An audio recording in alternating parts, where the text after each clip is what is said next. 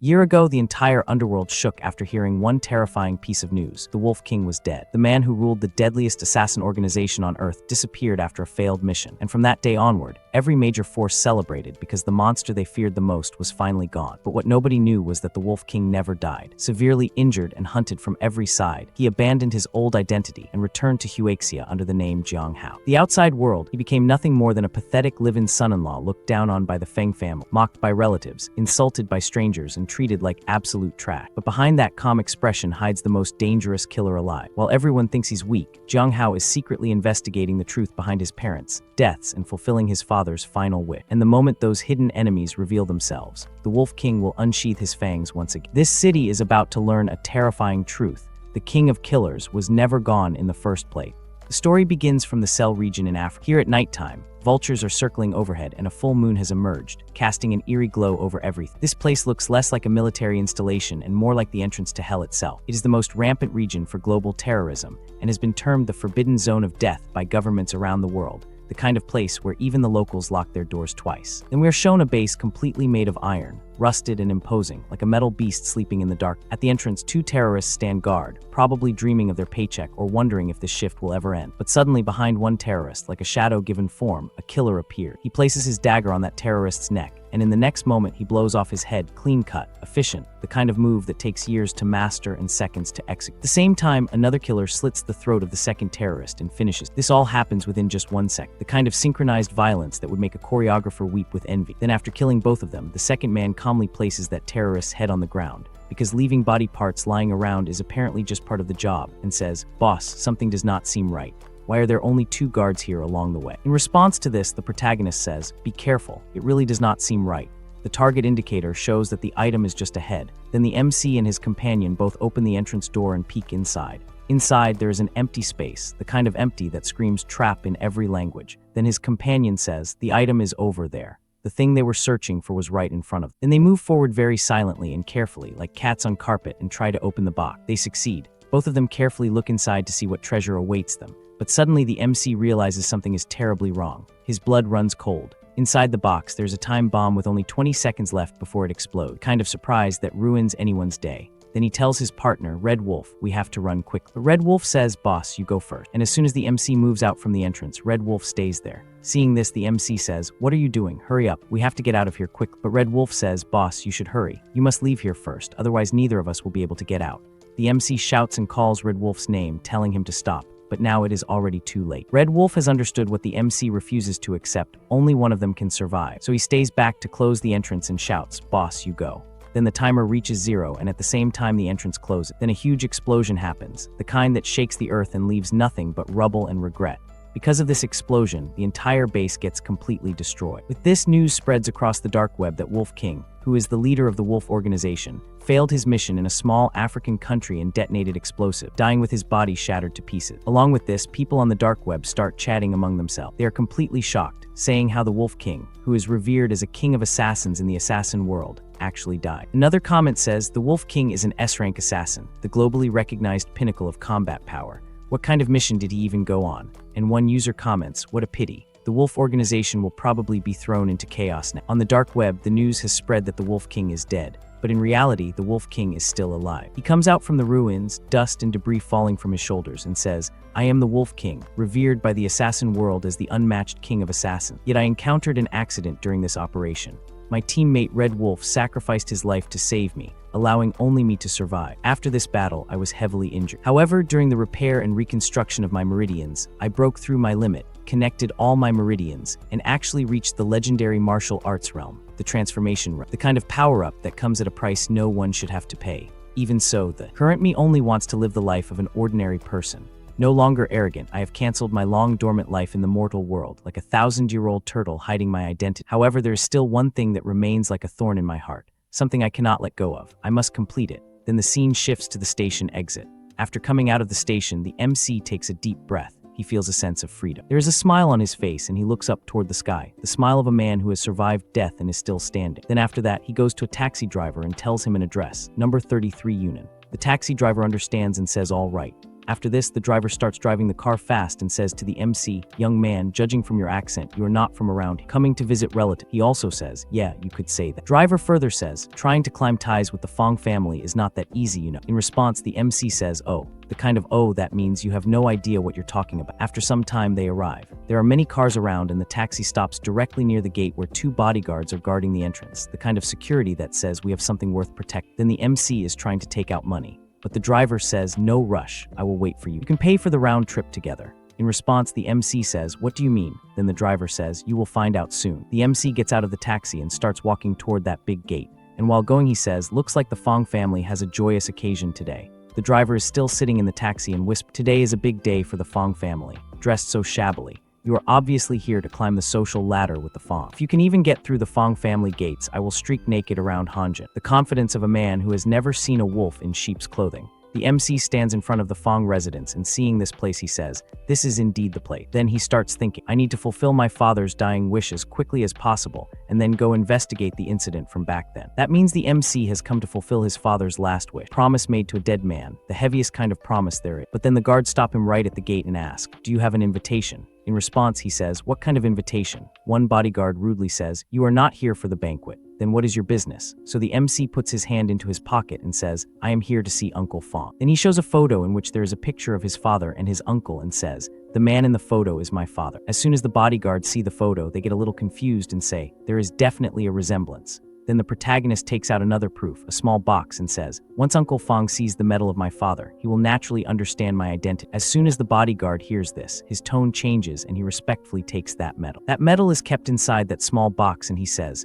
please wait a moment. We will inform the master immediately. The MC also says, all right, okay. Then inside the Feng family, a banquet is going on. Many people have gathered and are enjoying the party and they are talking. Time really flies, one guest says. Another guest says, it feels like just yesterday Yunan was a little girl going to school with her backpack, and now she's getting engaged and married. Then we see Yunan, who's looking very beautiful, and she says, Grandpa, what are you saying? Even if I get married, I will still be a part of the Feng family. Then we are shown the head of the Feng family, Uncle Feng. He stands up and raises a cup of wine and says, distinguished guests, today is the grand engagement day of my daughter Feng Yunan and the eldest young master of the Wen family, Wen Ziying. Then both Yunan and Ziying stand up and also raise the wine cups in their hand. And Uncle Feng is saying, let us all raise our glass and congratulate the 2 young people. And I also wish that the business between our Feng family and Wen family will continue to prosper. Everyone starts cheering and saying congratulations, and they say with a marriage alliance between the Feng and Wen family, they will be able to command the wind and rain in Willing City in the future. Everyone is celebrating happily and also saying, indeed, indeed. But suddenly a bodyguard comes behind Uncle Feng and quietly says, Master, something has come up. Uncle Feng looks at the bodyguard. There is a bit of panic visible on the bodyguard's face. Uncle Feng becomes a little confused and asks, why are you so panicked? What happened? Then the bodyguard shows the MC's father's medal to Uncle Feng and says, Master, there is a young man outside looking for you and he brought. As soon as Uncle Feng sees that medal, he is completely shocked and says, This is someone from the Jiang family. At that moment, Uncle Feng's wife says, what? Someone from the Jiang family? Why did they have to appear at this critical moment?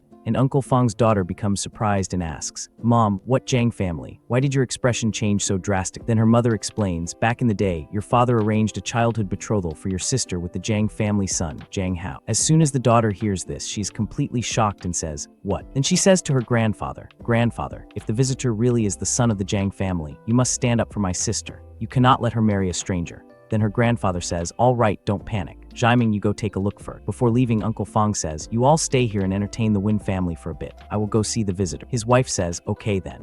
After this, he comes to meet the MC and the bodyguard also brings him into a room. Uncle Feng says, how? It really is you. There's a lot of happiness on Uncle Feng's face. And he says, I have looked so hard for you all these years. The MC also becomes very happy seeing Uncle Feng and says, I'm late and caused you to worry. Then both of them hug each other, the embrace of 2 men who have lost too much already. Uncle Feng says, it has been years since we last met, and you are already a grown young man now. By the way, is your father doing well? Why did he not? In response, the MC pauses for a moment. His facial expression changes. He becomes sad, and in a sorrowful voice he says, my father passed away 10 years ago because his old injury relapsed. As soon as Uncle Feng hears this, he is completely shocked and becomes sad. He places his hand on the MC's shoulder, lowers his face, and says, it's all my fault.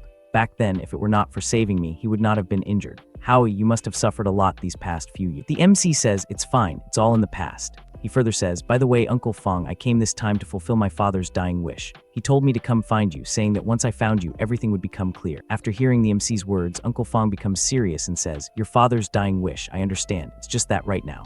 At that moment, Uncle Feng's wife also comes there. Uncle Feng looks at her and says, "Why are you all out?" The Win family affair settled. We see that the entire Feng family has come down. His wife says, "Yes, we arranged for people to see them off." Then Uncle Feng introduces the MC to everyone saying, "Howie, this is your aunt and Yunan. You still remember them, right? You two even played house together when you were kids." As soon as the MC sees Yunan, he becomes happy and says, "Sister Yunan, it's been years since we last met. You have changed so much. I almost could not recognize." Yunan smiles and says, "Hello, my childhood memories are a bit blurry too." But her sister is in a completely different mood. She is angry and says in an irritated tone, "Showing up after more than 10 years and suddenly appearing today of all days, let me ask you, what did you come here for today?" Hearing her words, the MC becomes slightly alert, and just then another person comes who is her brother. He says, "Is there even a need to ask? It's obviously for my sister, trying to climb the social ladder of our Feng family. Let me tell you, keep dreaming. My sister is already engaged to the young master of the Win family." At that moment, Uncle Feng suddenly shouts, "Jiming, shut your mouth." Then Yunan tries to understand what is going on. She becomes a little anxious and says, "Right, Dad, what is going on?" At the same time, the MC also says, "Uncle Feng, what exactly is going on? I came this time for my father's dying wish." After this, Uncle Feng becomes a little serious. First, he lowers his voice and says, "Howie." Then he looks at him and explains, "Back then, your father and I arranged a childhood betrothal for you and Yunan. That is your father's dying wish." As soon as both the male and female hear this, they're completely shocked and say, "What? A childhood betrothal?" The MC looks at his uncle in confusion, and his uncle further explains, "That's right.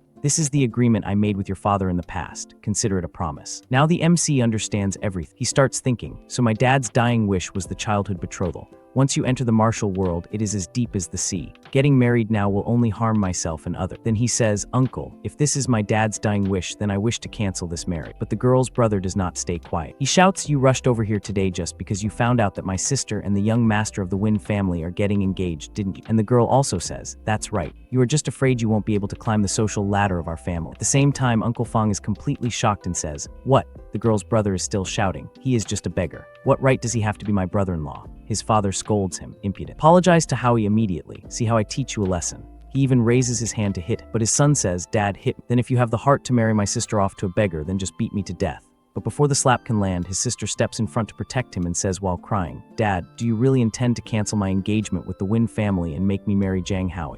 Her father says, "That's right. Your marriage to Howie was settled 20 years ago. Cannot be changed." His daughter cries even more and says, "To disregard your daughter's happiness for your own selfish promise. You don't deserve to be a father." Then she runs away crying, and her siblings also follow behind her saying, "Sister, where are you going?" Then Uncle Feng places his hand on the MC's shoulder and says, "Howie, you stay here for now. Take a good shower and get some rest." The MC says, "Uncle Feng, I still think." But Uncle Feng interrupts him and says, "Listen to me. I will figure everything out." Then at night in the Feng family house, the MC is in his room and is cultivated. He says, "At this time every day, I practice the inner breathing mental technique. It allows me to absorb the Kai of heaven and earth, cleanse my meridians, strengthen my internal organs, and sharpen my 5 senses. Right now, I am about to step into the transformation." Then a voice comes from another room, which the MC hears because his hearing ability is many times sharper than an ordinary human, the kind of hearing that turns every whispered secret into a shouted confession. His uncle and grandfather are talking in another room, and the MC is listening. His uncle is saying to his father, "Yes, Howie's father died because of. If he had not been severely injured saving me in the past, his family would not have declined, and there would not be the prosperous Feng family today.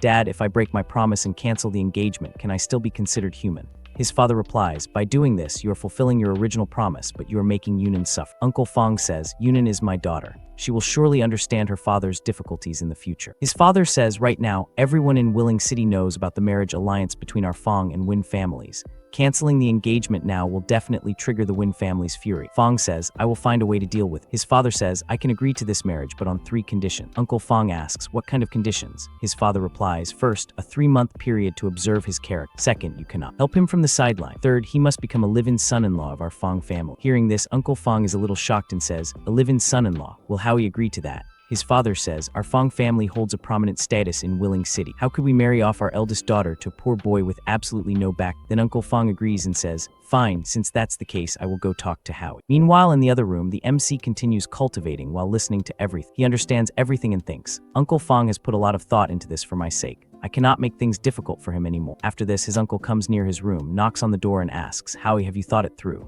The MC stands up and wears his shirt. On his chest, there is a tattoo which is the mark of the Wolf King, a reminder of who he really is, hidden beneath the facade. He says, "Not yet, Uncle Feng, please come in." Then both of them start talking face to face. Uncle Feng says, "How about your marriage with Yunan?" The MC says, "Uncle Feng, I will not make things difficult for you. I will agree to whatever you say." Hearing this, Uncle Feng becomes happy and says, "Really, Howie? You can marry into the Feng family as a live-in son-in-law." The MC says, "Yes, I agree." Hearing this, Uncle Feng becomes a little emotional and says, "My boy, Uncle Feng is sorry to," but the MC smiles and says, "Uncle Feng, you are being too serious." Uncle Feng says, "All right, get some good rest. I will go make the arrangements." Then his uncle starts leaving the room, and while looking at his uncle's departing shadow, the MC thinks, in order not to make things difficult for Uncle Feng, I can only agree to it for now. As for 3 months later, I will leave home. I will have long left this city by then. The kind of plan that sounds simple but never works out that way. After this, the scene shifts to another place, the Win family. There, the head of the Win family, Win Feng, slams his hand on the table and shouts, "What? Cancel the engagement. The engagement ceremony is in 3 days. You are not joking with me, are you?" Uncle Feng remains serious and says, "I hope brother understands my After all, a promise was made for. You would not want me to be a person who breaks his word and abandons righteousness, would you?" But Win Feng's whole body is trembling with anger, he says. "Then you can just make a fool out of my Win family and turn us into a laughingstock for everyone in Willing City." Uncle Feng says, "Since things have come to this, to express my apology, the Feng group will withdraw from the Nanchang district project." But even then, Win Feng's anger does not calm down. He shouts again, "Do you take my family for 3-year-olds? Giving us a slap and then offering a sweet. The Win family won't just let this go. We will definitely make your Feng family pay the price." Then he angrily leaves and Uncle Feng says, "See the guest out." After that, the scene shifts again and we see a cyber cafe. In the cyber cafe, many people are present. Some are playing games, some are working, and some are enjoying themselves. The MC is also there. He has come to clear some things, to investigate something. He is rapidly typing on the keyboard, searching for information. On the computer screen, there is an image of a butterfly and a news headline. "XXX trade employees published XXX info news." He is thinking. On the screen in front of him, there is a photo of an old man. It is written that an overseas grandmaster and the southern first master known as the Eastern Roaming Dragon has had a global kill order issued on him by the close family with a bounty of $200 million US. The MC thinks he is an S-rank martial arts grandmaster. He is worth this price, but why is he being hunted down? So that's why. Then he sees another news. A female student from a certain Huaxia university was raped and murdered, and the suspect was a direct descendant of the close family. This descendant also sent people to assassinate the female student's mother, who kept trying to file a lawsuit. Panam could not stand by, so he assassinated the descendant along with over a dozen of his personal bodyguards. The MC thinks Panam has a deep-seated hatred for evil, truly worthy, being my master's close friend. But then he sees something that makes his mouse freeze. His eyes stop on the computer screen. He sees the leader of the Wolf organization, the Wolf King, has fallen. The number 4 figure of the Wolf organization, Cadius, has become the new generation's leader of the Wolf. This means that the leader of the Wolf organization has already changed. At this moment, the MC recalls how he and his close teammate fell into a trap. He tried to escape the blast, but his teammate sacrificed himself to save him. The explosion was massive. Remembering this, the MC becomes extremely angry and thinks, "What's going on? After my death, the number 2 figure, Lone Wolf, should have been the one to succeed." Then he stands up, becoming serious, and takes a name, Cadius. He thinks, "That mission must have been a setup by someone. I want to see who the traitor in the Wolf organization. Rest assured, Red Wolf, I will definitely find out the truth and avenge you." And on that same night, under the silver moonlight, the MC comes out of the internet cafe and starts walking forward. He is thinking, "I will stay here a few more days to track down clues and take some time to familiarize myself with the environment." As he moves ahead, suddenly a car stops right in front of him. The MC gets a little surprised. Just then, 2 thugs come out of the car. They look at the MC and say, "Buddy, do us a favor and come with us." Then both of them pull out daggers and start smiling, showing them to the MC. But they have no idea who the MC really is or what he is capable of, the kind of mistake that usually ends with a hospital visit. One of the thugs comes closer to the MC and says, "Kid, if you dare to resist again, I will stick a white blade in and pull a red blade out." The MC thinks, "Looks like they are just ordinary thugs. I cannot expose my identity let's see what they want to do first." So the MC pretends to cooperate. He raises his hands and says, "You two, let's talk this out. Don't use violence." The other thug says, "Quietly get in the car." As the car door opens and the MC looks inside, he sees that there is already another hostage sitting inside. She is a girl. Her mouth is taped shut and she is crying. She has also been kidnapped, a complication he hadn't planned for. Then all of them get into the car and one thug takes out a rope to tie the MC. But before that, the MC says, "Guys, if you're robbing me, I only have $300 in my pockets. I can give it all to you." But the thug says, "Shut up, don't try any tricks. We are not grabbing you for your $300. Hearing this, a faint smile appears on the MC's face, the smile of a predator who has just realized he's been surrounded by prey. He looks at them and says, "If not for money, then why are you grabbing me?" The other thug replies, "Don't ask so many questions. You will find out when we get there. After it's done, we will even give you a large sum of money." Hearing this, the MC becomes slightly surprised, but he continues to cooperate with them. The thugs make him sit inside the van and take him somewhere else. But they have no idea what is about to happen to them or to the person behind all of this, the kind of ignorance that usually precedes catastrophic regret. The next scene shifts to another place. This place is actually the same girl's house, the girl who was kidnapped earlier. Inside the house, several elders are sitting together. Her grandfather, father, and uncle are all gathered there with tense expressions on their faces. The kind of tension that comes from realizing someone you love is in danger and you can't do anything about it. Then the grandfather suddenly asks, "Have you found anything yet? Did you figure out who kidnapped?" Immediately, someone answers from the front, "I already contacted all of my connections and friends, but none of them know anything." Right at that moment, another man suddenly stands up in panic. Then the old man says in a serious voice, "We must prepare for both possibilities. We need to find the kidnappers and the reason behind this immediately." At the same time, the slightly fat man beside him also rises from his chair and says, "Dad, several major projects in the company are in their final stages right now. We really don't have 500 million available on the book." The old man narrows his eyes and asks, "Then what do you suggest we do?" The fat man immediately replies, "Negotiate with the kidnappers and lower the ransom to 100 million. The moment he says that, the man standing beside him becomes furious. He looks completely shocked and shouts, "What are you saying, irresponsible older brother? If it wasn't my daughter Yao who got kidnapped, but your son Feng instead, would you still say the same thing?" That makes it clear that the glasses-wearing man is Yao's father, a man whose world has just been turned upside down. But the fat man coldly answers, "Even if Feng were kidnapped, I would still do exactly the same thing." Hearing those words, Yao's father becomes extremely angry. However, before the argument can continue, the grandfather suddenly slams his hand onto the table and roars, "That's enough. Stop arguing." Then he says firmly, "No matter what method we use, find a way to gather the 500 million. Money is just money, but if she's gone, then she's truly gone." The kind of wisdom that only comes from age and loss. After that, the scene shifts toward the kidnappers' hideout. Their vehicle drives through the giant gate of an abandoned factory-like area. The place is completely isolated and eerie, the kind of location that movies use for final showdowns and bad decisions. Then the kidnappers drag both the kidnapped MC and the girl out of the car. The MC quietly observes the surrounding. He remains silent the entire time, cooperating calmly without resisting. Right after that, the cloth covering Yao's mouth gets removed. The moment the tape comes off, the poor girl immediately screams in fear, "Help, I'm being kidnapped." But honestly, the girl is foolishly panicked. They brought her to a completely deserted place. Nobody can hear her here, and nobody is coming to save her. The harsh reality of being in the wrong place at the wrong time. Then one of the kidnappers licks his lips in a disgusting way and says, "If you keep screaming, I'll strip you naked right now." He deliberately threatens her in a horrifying tone, basically implying that he will violate her before killing her. Hearing that, the girl becomes even more terrified and hurriedly says, "Don't come near. If you dare try anything, I'll bite my tongue off and kill myself." The poor girl is already trembling with fear, yet the kidnapper continues scaring her even more. We love it when they don't move. Then we can do whatever we want with. The guy is a complete pervert, the kind of scum that gives humanity a bad name. But at that moment, another one of his companions walks over and says, "Stop talking nonsense and focus on business." Then the kidnapper grins and says, "All right, boss. My video shooting skills are top-notch." After that, they bring out a camera. The frightened girl immediately asks, "What are you planning to film?" Then she nervously says, You want to film a murder video to terrorize the Jiang family into giving you the ransom." The boss smirks and replies, "You're quite smart, little girl." Hearing that, the girl angrily curses at them. "You animals, you're all unbelievably cruel." Soon after, one of the kidnappers walks toward the MC while holding a dagger. Then the MC calmly asks him, "Didn't you say you would give me a large amount of money after this was done? Why are you going back on your word?" The kidnapper laughs mockingly and replies, "Don't worry. Once you're dead, we'll definitely burn a massive amount of hell money." Then he bursts into laughter again, the kind of laugh that comes from someone who has no idea they're already dead. Right after that, the MC gets tied tightly to a giant iron pillar. The filming officially begins. The girl is already terrified out of her mind.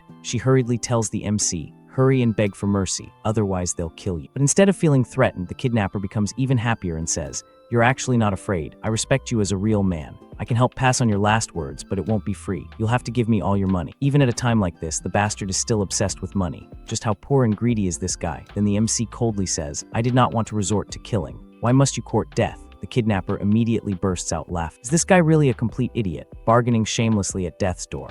None of them realize who the MC truly is, the most dangerous kind of mistake. Then the MC calmly says, "I agree." The kidnapper looks confused and asks, "You agree to what?" The MC replies, "The last word's fee, except you will be the one paying me." The kidnapper laughs while patting the MC's shoulder and says, "He's so stupid. I don't even have the heart to kill him anymore." At that moment, their boss suddenly stands up from his chair. He is holding a massive machete in his hand. "Then let me do it." In the next second, he charges forward violently. Meanwhile, another thug shouts excitedly. When second brother gets angry, even the king of hell trembles. Then the boss swings the machete directly toward the MC. Seeing this terrifying scene, the girl tightly shuts her eyes in fear. But only 1 second later, she slowly opens them again, and the sight before her completely shocks her. In the very next moment, the MC throws a devastating punch directly into the attacker's face, instantly shattering all of his teeth. The man gets blasted backward and crashes onto the ground unconscious. All of the other thugs are completely stunned. Second brother is dead. Just a single punch, the MC completely destroyed him. the kind of force that makes you question everything you thought you knew about fighting. Immediately after that, another man pulls out a gun and shouts, "Brothers, I'm going to shoot this bastard dead." But right at that moment, something falls near the MC's feet. The MC instantly kicks the piece of metal lying on the ground. The iron fragment shoots forward at terrifying speed and slams directly into the gunman's hand. A single instant, the thug's hand gets horribly mangled. Blood sprays everywhere and the gun falls from his grip. At the same time, several more armed thugs rush forward to attack the MC. One of them fires immediately, but the MC's reaction speed is unbelievably fast. He rushes toward them while dodging the bullets effortlessly, the kind of agility that makes you wonder if he's even human. Then in a single movement, he attacks one thug's neck and drives his hand directly through the man's chest. The second thug becomes terrified, but before he can even react, the MC thrusts his hand straight through another man's chest as well. The bald thug standing nearby is completely horrified. He cannot even react properly to what's happening. Then suddenly he feels an overwhelming pressure. Trembling in fear, he asks, "WH, who exactly are you?" And in the next instant, the MC suddenly appears directly behind him like a ghost. In a cold, evil-like voice, he says, "My name is not something you are worthy of knowing." Before the bald man can react, the MC grabs his head and slams it violently into the ground. After that, the MC casually takes all of his money as well. "Oops, I only collected the last word's fee, but forgot to ask for it first." Then he steps directly on the bald man's face, the kind of casual cruelty that only the truly powerful can afford. At that moment, Yao's voice suddenly calls out to him, "Hey, could you please come over and untie these ropes for me?" Without saying a word, the MC casually throws a knife. The knife flies straight through the air and perfectly cuts her ropes apart. The girl is completely shocked by his terrifying accuracy.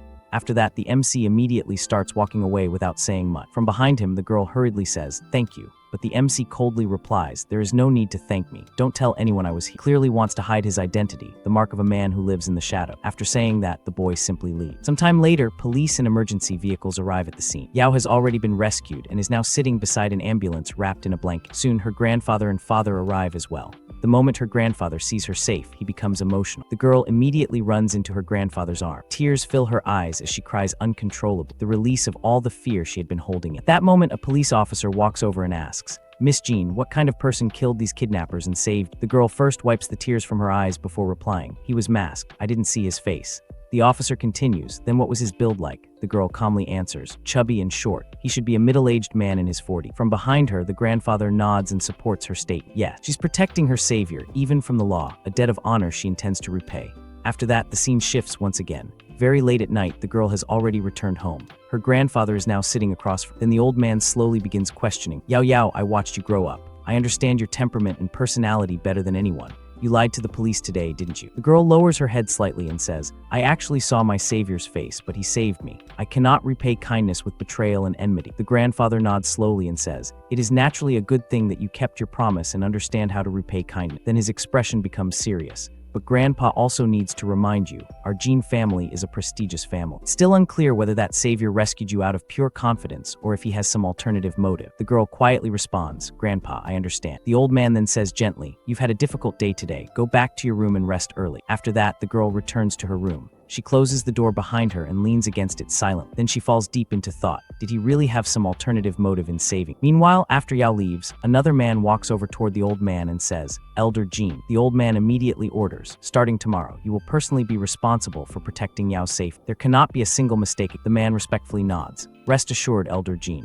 Do you have any other orders?" The old man's face turns serious again as he says, "Secretly investigate who exactly killed those kidnappers and saved Yao." Meanwhile, on the other side, the MC is rapidly running through the streets at incredible speed. He's using his movement technique and lightness skill called Scheming Shadow Step. His body moves like a shadow in the night, and within a short amount of time, he arrives near his future father-in-law's house. Then he opens the gate and walks inside. The moment he enters, his future in-laws are already sitting there waiting for the kind of reception that suggests they've been waiting specifically to confront him. Suddenly, the young man there immediately shouts angrily, "Grandpa, does Jiang Hao really take our Feng family seriously? He just entered our doors yesterday, and today he dares to come back this late." The MC calmly replies, "Do the Feng family rules specifically stipulate a return time at night?" Hearing that, his future brother-in-law becomes even angry. But before he can continue, Uncle Feng suddenly says, "Insolent. Even though Howie hasn't married your sister yet, you should still call him brother-in-law. How can you be so rude?" But the future brother-in-law angrily yells back, "A poor boy with no education and no background. What qualifications does he have to become my brother-in-law? Compared to Brother Zhaiming, he's like a firefly trying to outshine the bright moon." Then he continues arrogantly,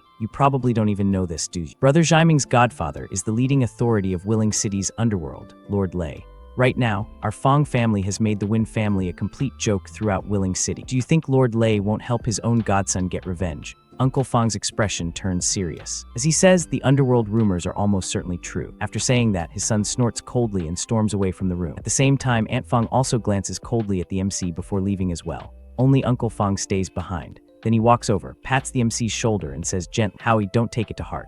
Even if what Jiaming said is true, Uncle Feng will still do his best to ensure that you are not harmed in the slightest." The MC calmly replies, "Thank you, Uncle Feng. Thank you for your good intentions, but I'm not afraid of people like Lord Lei. If they truly dare to come looking for trouble, I will make them regret it." The moment those words come out, the old grandfather immediately scolds him loudly. Young people should know when to be humble and when to be arrogant. If you lose your life, there will be no place left for regret. Coming back this late like today must never happen again. As the MC starts walking away, he calmly says, "If speaking facts is considered arrogance, then I have nothing more to say. Uncle Feng, I'll return to my room first." Then he leaves. After that, only the old man and Uncle Feng remain in the room. Uncle Feng sighed softly before saying to his father, "Dad, Howie is still young and proud. Please don't take it to heart." But the old man's expression becomes heavy as he says, "I only hope this child coming into our Feng family will not become a disaster for the Feng family." The next morning arrives. The city looks calm and beautiful under the early sunlight, the kind of deceptive peace that hides all the chaos underneath. At this moment, the MC is standing outside a house gate while quietly thinking. There's no mistake. This is where Red Wolf's family used to live. Then he frowns slightly. Why is nobody home? Just then, a nearby shop owner auntie notices him. She's sitting outside on a chair near her small store. Then she says, "Young man, you came too late. Their family moved away over a year ago." Hearing that, the MC becomes slightly surprised. He walks closer and politely asks, "Ma'am, do you know where they moved to?" The woman is carrying her child in her arms while replying, "I don't know about that, but there's a girl nearby who is very close to their family. She might know." Then she looks at him again and says, "It's just that the girl has only been coming back once every 10 days or half a month recent." After hearing that, the MC immediately takes out a thick stack of cash and hands it to her. "In that case, ma'am, when that girl comes back, please give me a call." The moment she sees the money, the woman happily grabs it and smiles brightly. All right, no problem at all." Money truly can change people's attitudes instantly. The universal language that opens doors nothing else can. After that, the MC quietly stands there for a moment and falls into deep thought. Why would Red Wolf's family suddenly move away so mysteriously? Then he slowly starts walking away while thinking, could it be related to the attack on Red Wolf and me? The question hangs in the air like a storm cloud, promising answers that won't come easily. Soon the scene shifts toward a luxurious hotel building. Inside one of the rooms, Jiaming is currently with another woman after spending the night together, the kind of behavior that suggests he's not as devoted to his fiancée as he pretends. At that moment, knocking sounds suddenly come from the door. The morning sunlight streams through the curtains, illuminating a scene that's about to get much more complicated. Jiaming wakes up irritably and curses. Who's the blind idiot disturbing good people while we're having sweet dreams this early in the morning? The kind of anger that comes from someone who thinks the world revolves around his schedule. Then he walks over and opens the room door. Standing outside is one of his men, Jing. Jiaming immediately asks, "Is there any news regarding the matter I told you to investigate?" The man quickly reports that the kid's name is Jiang Hao, a high school dropout. His father was Feng's former comrade in arms. After his father died from illness and injuries, his mother abandoned him and the kid disappeared without a trace. The kind of backstory that explains everything and nothing at the same time.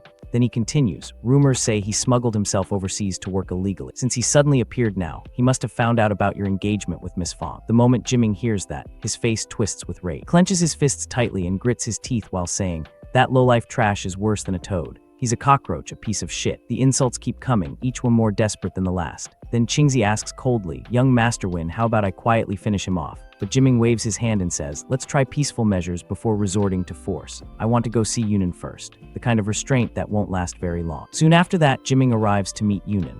The two of them sit together quietly while drinking tea. However, the girl looks slightly sad, the sadness of someone caught between obligation and desire. Then she softly asks, "Brother Jiaming, what's the matter? Why did you ask me out today?" Jiaming stares directly at her before asking, "Yunan, are you really going to listen to your father's arrangement and marry that perfect stranger?" The girl lowers her head slightly before replying, "Jiang Hao's father died early while trying to save my father. This is what our Feng family owes the Jiang family." Before she can continue, Jiaming suddenly stands up and says emotionally, "Yunan, let's elope.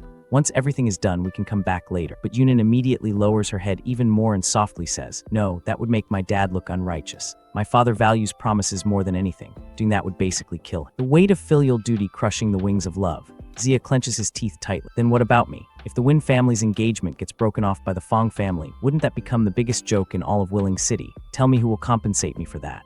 The girl's eyes slowly become red as she says, "Brother Jiaming, I apologize to you on behalf of my dad." Then tears begin falling from her eyes as she turns around and starts leaving. "Our relationship ends here. You should accept reality too."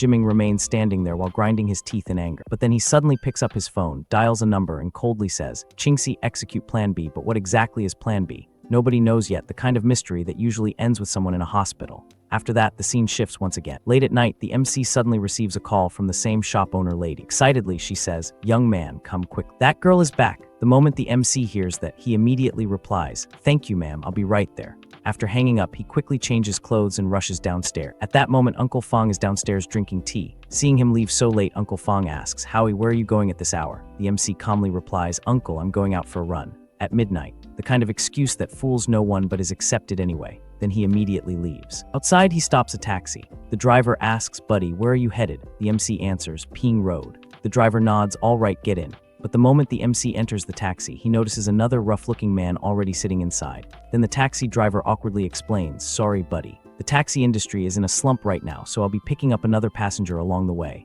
The kind of excuse that might be true but probably isn't. Soon the taxi starts moving. However, after some time, it feels like the driver is taking a completely different route. The MC's eyes narrow slightly as he asks coldly, "Where exactly are you guys heading?" The question hangs in the air like a blade waiting to fall.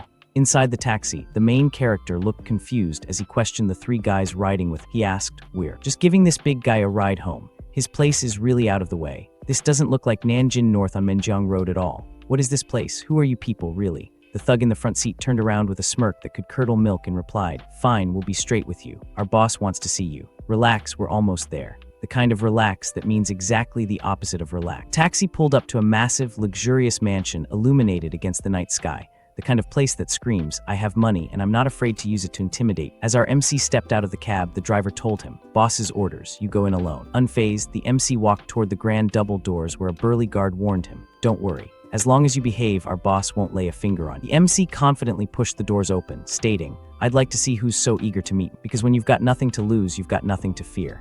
Inside the lavish room, he found a man in a crisp white suit casually sipping wine on a sofa, flanked by a massive bald bodyguard who looked like he'd been eating steroids for breakfast. The MC glared at them and demanded, "Who are you people? I don't know any of you." The man in the white suit swirled his wine like a villain in a bad movie and arrogantly replied, "Maybe you don't know us, but we know you. You're Yunan's fiance, the Feng family's future live-in son-in-law." He said live-in son-in-law like it was a disease he was diagnosing. Taking another sip, he listened as the MC asked, "So what do you want?" The MC stepped closer, figuring it out. "I get it now. I know who you are, so tell me, why drag me out here and tie me up?" The white suit guy stood up, looking furious as he belittled the MC. "What part of you is worthy of Yunan? Broke loser like you wouldn't even get to stand near her if not for Uncle Feng. If she marries trash like you, it'll be the biggest humiliation of Yunan's entire life." He then delivered a sinister ultimatum. "Leave one finger, then get out of Yunan's life. Go back to whatever hole you crawled out of and never show your face again." Kind of negotiation that starts with mutilation and only goes downhill. Instead of being scared, the MC just smirked, his eyes glinting dangerously like a wolf who just realized the sheep are actually rabbits.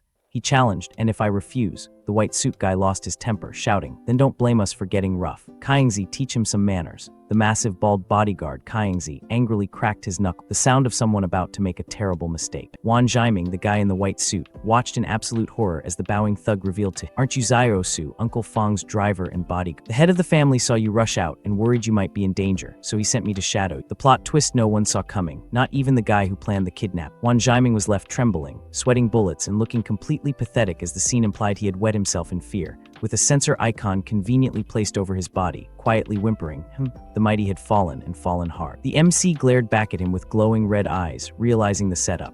So this is it. And Uncle Feng actually sent him to protect, he thought to himself, concluding. Two thugs stepped forward, looming over the MC in the shadows as one said, "Enough talk, come with me into the yard." Outside, another thug was busy digging a massive grave-like pit near the taxi, because nothing says we're reasonable people like pre-dug holes.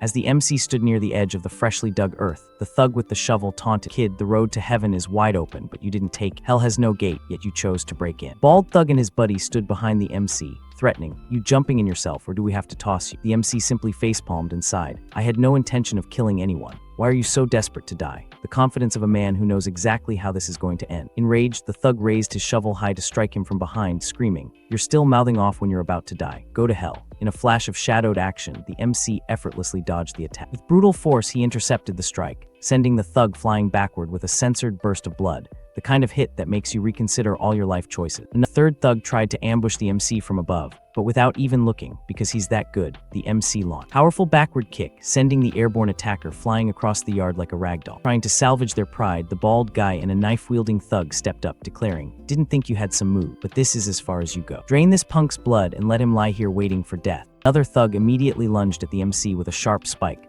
but the MC calmly caught the attacker's wrist mid-thrust like he was grabbing a coffee cup. He then grabbed the thug by the face, lifting him effortlessly before brutally slamming him face first into the dirt, shattering the ground beneath. The sheer force of the attack created a giant crater, sending the bald guy and his crew tumbling into the pit they had dug for someone else. Suddenly, a newly arrived thug bowed down before the MC in complete panic, pleading, "Be big bro, this is all a misunderstanding. It was all young Master Wan's. No, that bastard Wan Jiming's idea. We can talk this out." The speed at which he threw his boss under the bus was almost Olympic. "Then I don't need to dirty my hands any further, do I? The wisdom of knowing when to stop is the wisdom of survivor." But the irony was not lost on anyone still conscious. Terrified out of his mind, the bald thug scrambled on the ground, screaming, "No, no." In a desperate act of submission, he grabbed a heavy rock and violently smashed it into his own forehead to knock himself out, because sometimes the safest place is unconsciousness. The thugs completely neutralized and trapped in the crater they had dug, poetry in motion. Really. The MC casually walked away with his hands in his pockets, leaving the destroyed yard and his defeated enemies behind in the dead of night.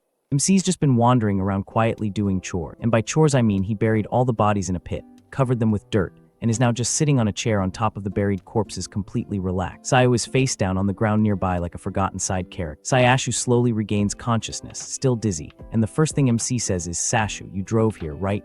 Then calmly adds, "Take me to Shioang Road." And Zayu just nods like, "Oh, okay, no questions, no looking at the suspiciously fresh dirt, just vibes in denial." He nervously looks around though, so there's some awareness, and asks, "What about those guys?" MC answers calmly, "They left, bro, they left." That's the official explanation. Sashu blinks in confusion but doesn't ask anything else, which is honestly the most realistic response. Sometimes you just don't want to know. He drives MC to the destination. MC says, "You can go ahead. Don't follow me," in a serious tone, and Sashu nods. Respectful, a little scared, correct instinct. Then MC walks toward that same old woman from earlier, and the moment she sees him she immediately goes, "Young man, why are you only arriving now? That girl has already been back for quite a while. She's been waiting to deliver this update like it's neighborhood watch, but make it supernatural." MC just politely nods, says, "Got it, thank you ma'am," and walks to the girl's house. Knock knock, door opens. A young girl steps out and asks who he's looking for. MC looks at her carefully and goes, "You must be Sungsin, right?" And she freezes for a second before hitting him with, "You have the wrong person. I don't know any Sun Xian. My guy just said Sun Xian like she's trying to misdirect a scam." But MC calmly continues, "I'm your brother's best friend, Jiang Hao," and slowly takes out a jade pendant. The moment she sees it, her expression changes. She instantly recognizes. Worry fills her face. "Where is my brother right now?" MC goes silent for a moment, then forces a small smile and says, "Your brother is currently very busy. Can't return for now because of work, so he asked me to check on you." And she instantly relaxed, "As long as big brother is okay." Then she quickly moves aside, apologizes for being rude earlier, and invites him in. The timing on this is incredible. She has no idea.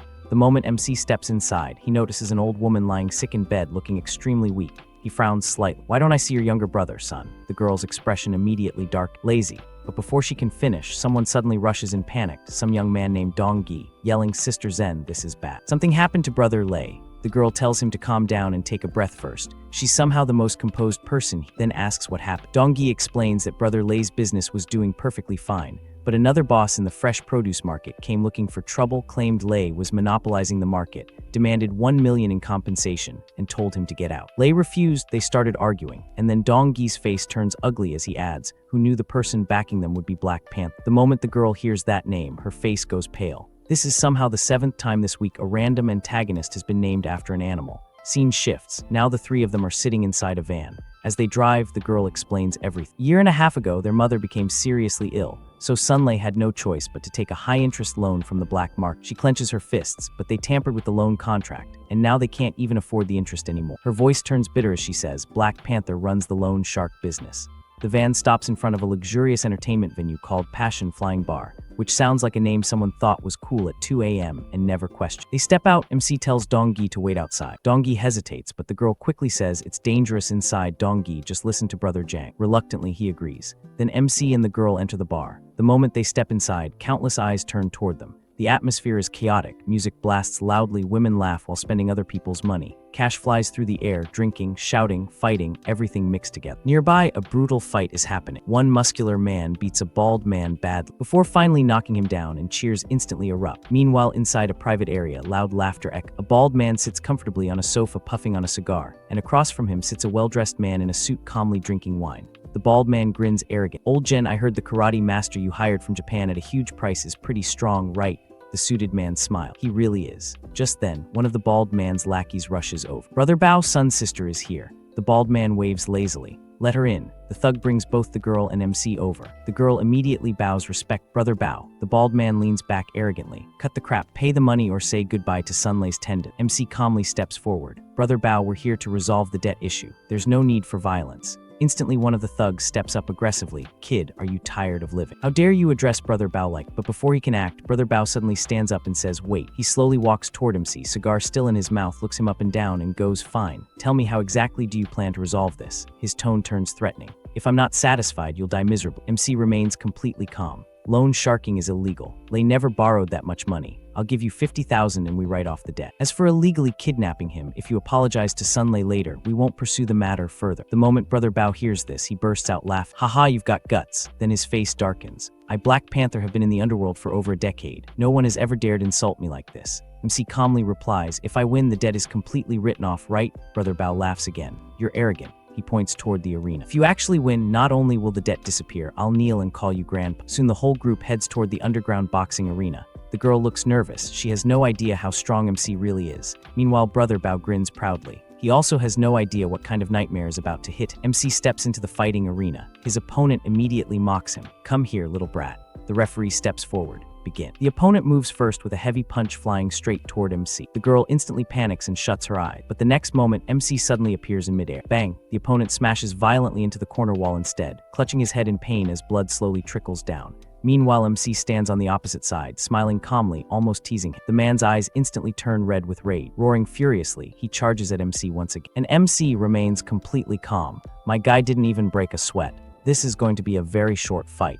So Jiang's looking sharp in a dark suit, standing over this guy who's absolutely wrecked, and you can just tell he knew how this was gonna end before it even started. The martial artist's face is a mess, bruised, bleeding, the whole thing. But he still charges with this desperate, YAHHH, like that's gonna do something. Leaps into the air for a flying punch, which looks cool in theory, but in practice. Bro. Jiang just casually raises one hand and catches it in his palm like he's swatting a fly. Then a knee to the gut that makes blood spray out of the guy's mouth, followed by a kick to the face that sends him flying clean out of the ring. He lands right at the feet of this tattooed bald guy smoking a cigar who clearly thought he was the biggest predator in the room. Cigar drops out of his mouth, eyes go wide, and he's stammering, this is impossible. Jiang looks down at him with this confident smirk and says, someone who hasn't even entered the blood in Qi realm is considered an expert. Bald guy loses it, pulls out a gun, aims it right at Jiang, screaming about death being at his door and sending him to see his grandma. Yian's behind him panicking, yelling, big brother Jiang, look out. And Jiang is just standing there calmly holding an apple with a knife stuck, because nothing says I'm not worried like playing with fruit while someone's pointing a gun at. He gives this relaxed little smile and says, I really don't want to kill anyone, but you forced my hand. Kind of warning people never take seriously until it's too late. Flicks his wrist. The apple turns into a deadly projectile, hits the bald guy square in the chest, gun fires wild into the air. Guy flies backward, and someone in the crowd yells, murder. Someone's been murdered. The two lackeys see their boss dead on the floor and instantly drop to their knees, begging, the classic, I have an 80-year-old mother to support and young hungry children routine. Every thug suddenly becomes a devoted family man when they're about to get folded. Then this older distinguished guy with a mustache, Uncle Feng, steps up and says he can handle the security camera footage. He just wants to make a friend and help each other out. Jiang agrees, and Uncle Feng turns to the murmuring crowd, takes a sip of tea, and casually drops, no one will think you're mute if you don't speak. The kind of gentle threat that only someone with real power can deliver. Yian's watching from a distance with her hands over her mouth, face all flushed, thinking big brother Jiang is actually this amazing.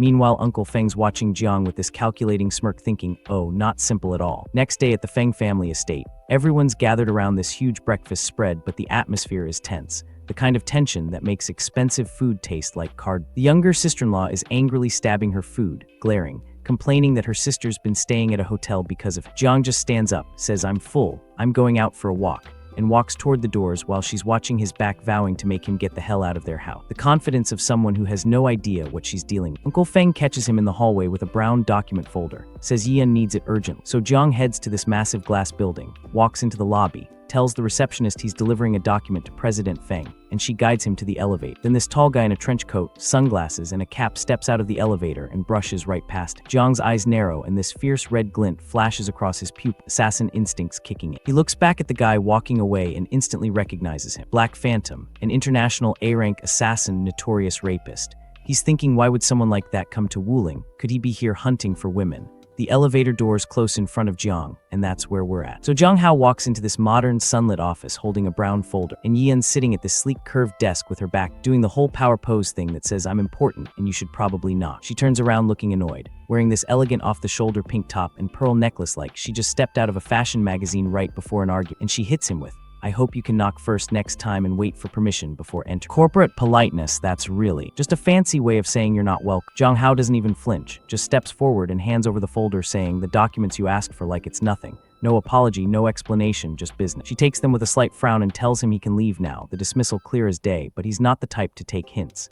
He smirks at her, this confident, teasing expression, and says, "Yian, is this how you treat your guest?" The question just hangs there like a challenge wrapped in charm. She looks stressed and starts with "I," and her voice softens, that kind of hesitation that says she's not as in control as she pretends to. His expression turns more serious, and he tells her Wuling isn't safe right now. Don't go running around outside if you have no business doing so. Not a suggestion, it's a warning from someone who knows what's out there. He turns and walks out, and she calls after him, calling him petty for a man, saying he cursed a girl with such vicious words. He says without looking back that he didn't curse her, just be careful. Advice that sounds simple but carries weight. Cut to the city streets. This sleek red McLaren sports car screeches to a halt with tires smoking, narrowly missing some pedestrian who jumps back in shock. The kind of entrance that says, "I have money and terrible impulse control." Jiang Hao's just standing on the sidewalk watching, hands in his pockets, as the window rolls down and Heiyaming smiles bright, calling out, "Hey, Jiang Hao." The enthusiasm is very clearly one-sided. Jiang Hao walks up asking flatly what he wants. Heiyaming excitedly invites him to a racing meet in their car circle, and Jiang Hao turns away saying he's not interested in racing, which would shock anyone who knew what he was capable of. Heiyaming leans out trying to sweeten the deal with half of a 1 million prize money. Jiang Hao pauses, thinking about how he doesn't have much cash on hand right now and does have places where he needs money. Practical realities of life intruding on the assassin's world. He stops, turns back, puts a hand on the car door, confirms the deal. Heiyaming grins confidently, and Jiang Hao hops in. The red McLaren revs and peels out, leaving dark tire marks, the kind of exit that turns heads. Now we're at this massive outdoor racing circuit in a mountainous desert back. A white Mercedes AMG and a yellow Ferrari LaFerrari are already parked. Cars that cost more than most people's houses and go faster than most people's common sense. There's a crowd of muscular men and beautiful women, the kind of crowd that exists to look impressed and occasionally hook up with drivers. Heiyaming's red McLaren pulls up, and this large, intimidating guy calls out asking who the bro is. Heiyaming introduces Jiang Hao. One of the muscled guys bursts out laughing, says he was wondering who it was. Turns out he's the future live-in son-in-law of the Feng family, the one who snatched the future wife of the Wan family's young master. The mockery is thick enough to cut. Another guy chimes in with a mocking grin, calling him a pretty boy. Wait, dark boy, saying he's got some tricks they've all heard, and that it's a good thing his dad died because old Feng wouldn't have had the heart to marry his daughter off to him otherwise. The cruelty is so casual. Jiang Hao glares at the muscular guy, eyes narrowing, demanding, "Boy, what did you just say?" The temperature just dropped several degrees. The muscular guy smirks right back in his face, saying it's his mouth and he'll say whatever he wants.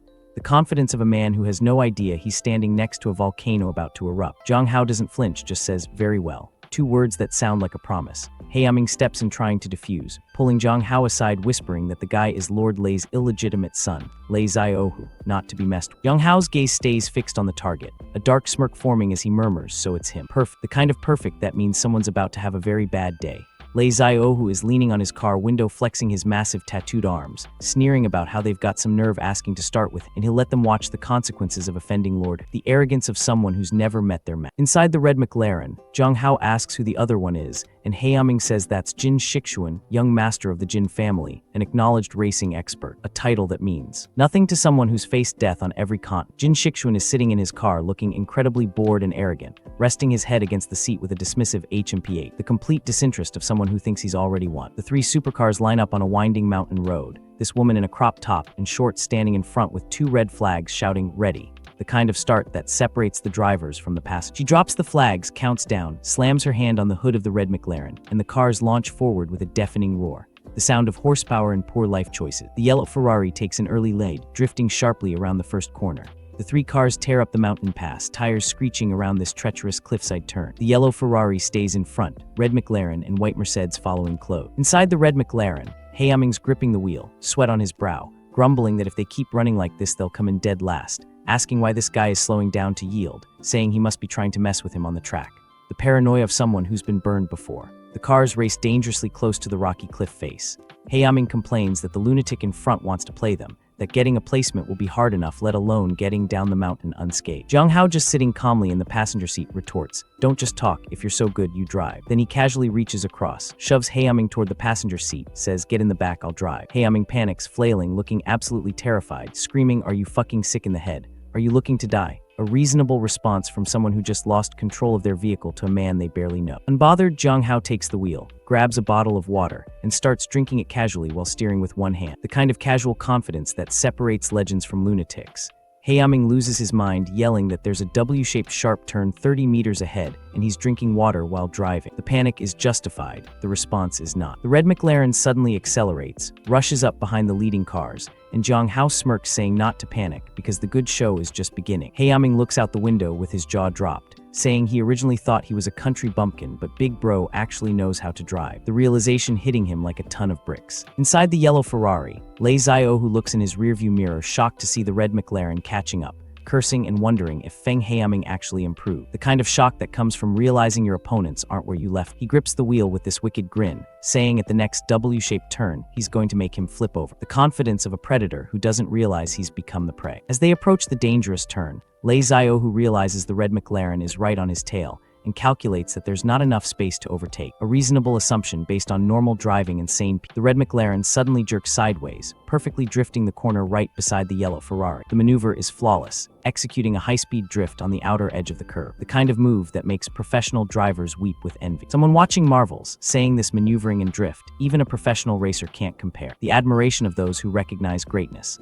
The red McLaren easily overtakes the yellow Ferrari, pulling ahead as they exit the turn. Inside the yellow Ferrari, Raizel, whose face contorts with rage and disbelief, yelling "What?" with sweat pouring down his face as he watches the red car pull away. The look of a man whose entire worldview just got flipped upside down. He grits his teeth, eyes filled with fury and a hint of madness, calling Jiang Hao a fucking lunatic, but saying even if he dies he won't beat him. The desperation of someone who's never lost before and doesn't know how to handle it. The two cars speed along the mountain edge, the red McLaren pushing the yellow Ferrari dangerously close to the guardrail, sparks flying as tires screech. The kind of aggressive driving that makes insurance adjusters weep. Inside the McLaren, Hae-young's holding on for dear life, face pale with terror, screaming that there's a cliff ahead and to hurry up and stop the car. The panic of a man who's certain he's about to die. The red McLaren gets forced to the edge, back tires screeching just inches from a broken guardrail overlooking. Steep drop, then it expertly drifts around the final turn, leaving the yellow Ferrari struggling behind. Close-up shows the yellow Ferrari's tire skidding violently on the wooden planks of a barrier. Jin Shixuan smirks confidently like he thinks he's still in control.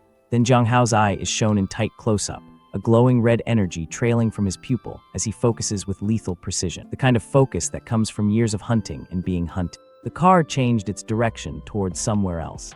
Inside, the man panicked and screaming, but crashing already happened. The car flying above MC's car. I really hope nothing bad happens to the guy, you know what I mean. MC just didn't care to help him.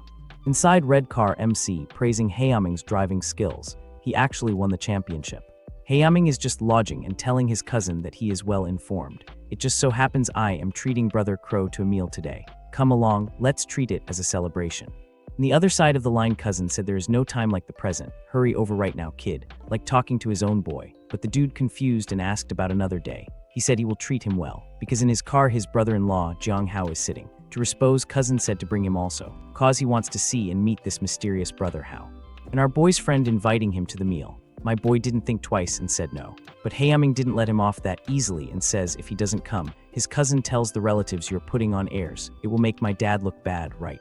Protagonist nodded and eventually agreed. In the luxuries hospital, Zio, who is hospitalized and his mom is worried sick. His dad and two bodyguards stand still.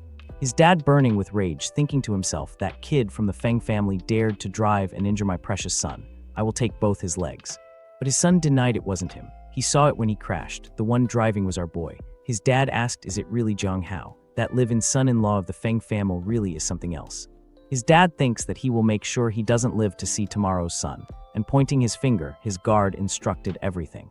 Zio, who this bastard is smiling, while really thinks that our guy is really weak and have no background. Time passes MC, and his dude enters Jinghua Hotel, Heaven Room 9. Group of people are waiting, and they are happy because it took so long time to come here. The dude introduces his cousin to our boy. Green-head cousin welcomes him politely. As they sit around the circle table, one of them said you really can't judge a book by its cover.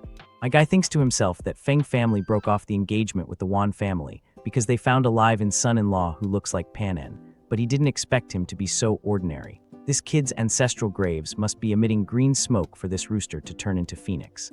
Our boy's friend said everyone's sitting here. Brother, how you are new to Wuling, and you will naturally need everyone's care in the future, so why aren't you offering a toast to everyone? But MC rejects without thinking. This bulk redhead dude is pouring wine like his mod break because of MC's presence.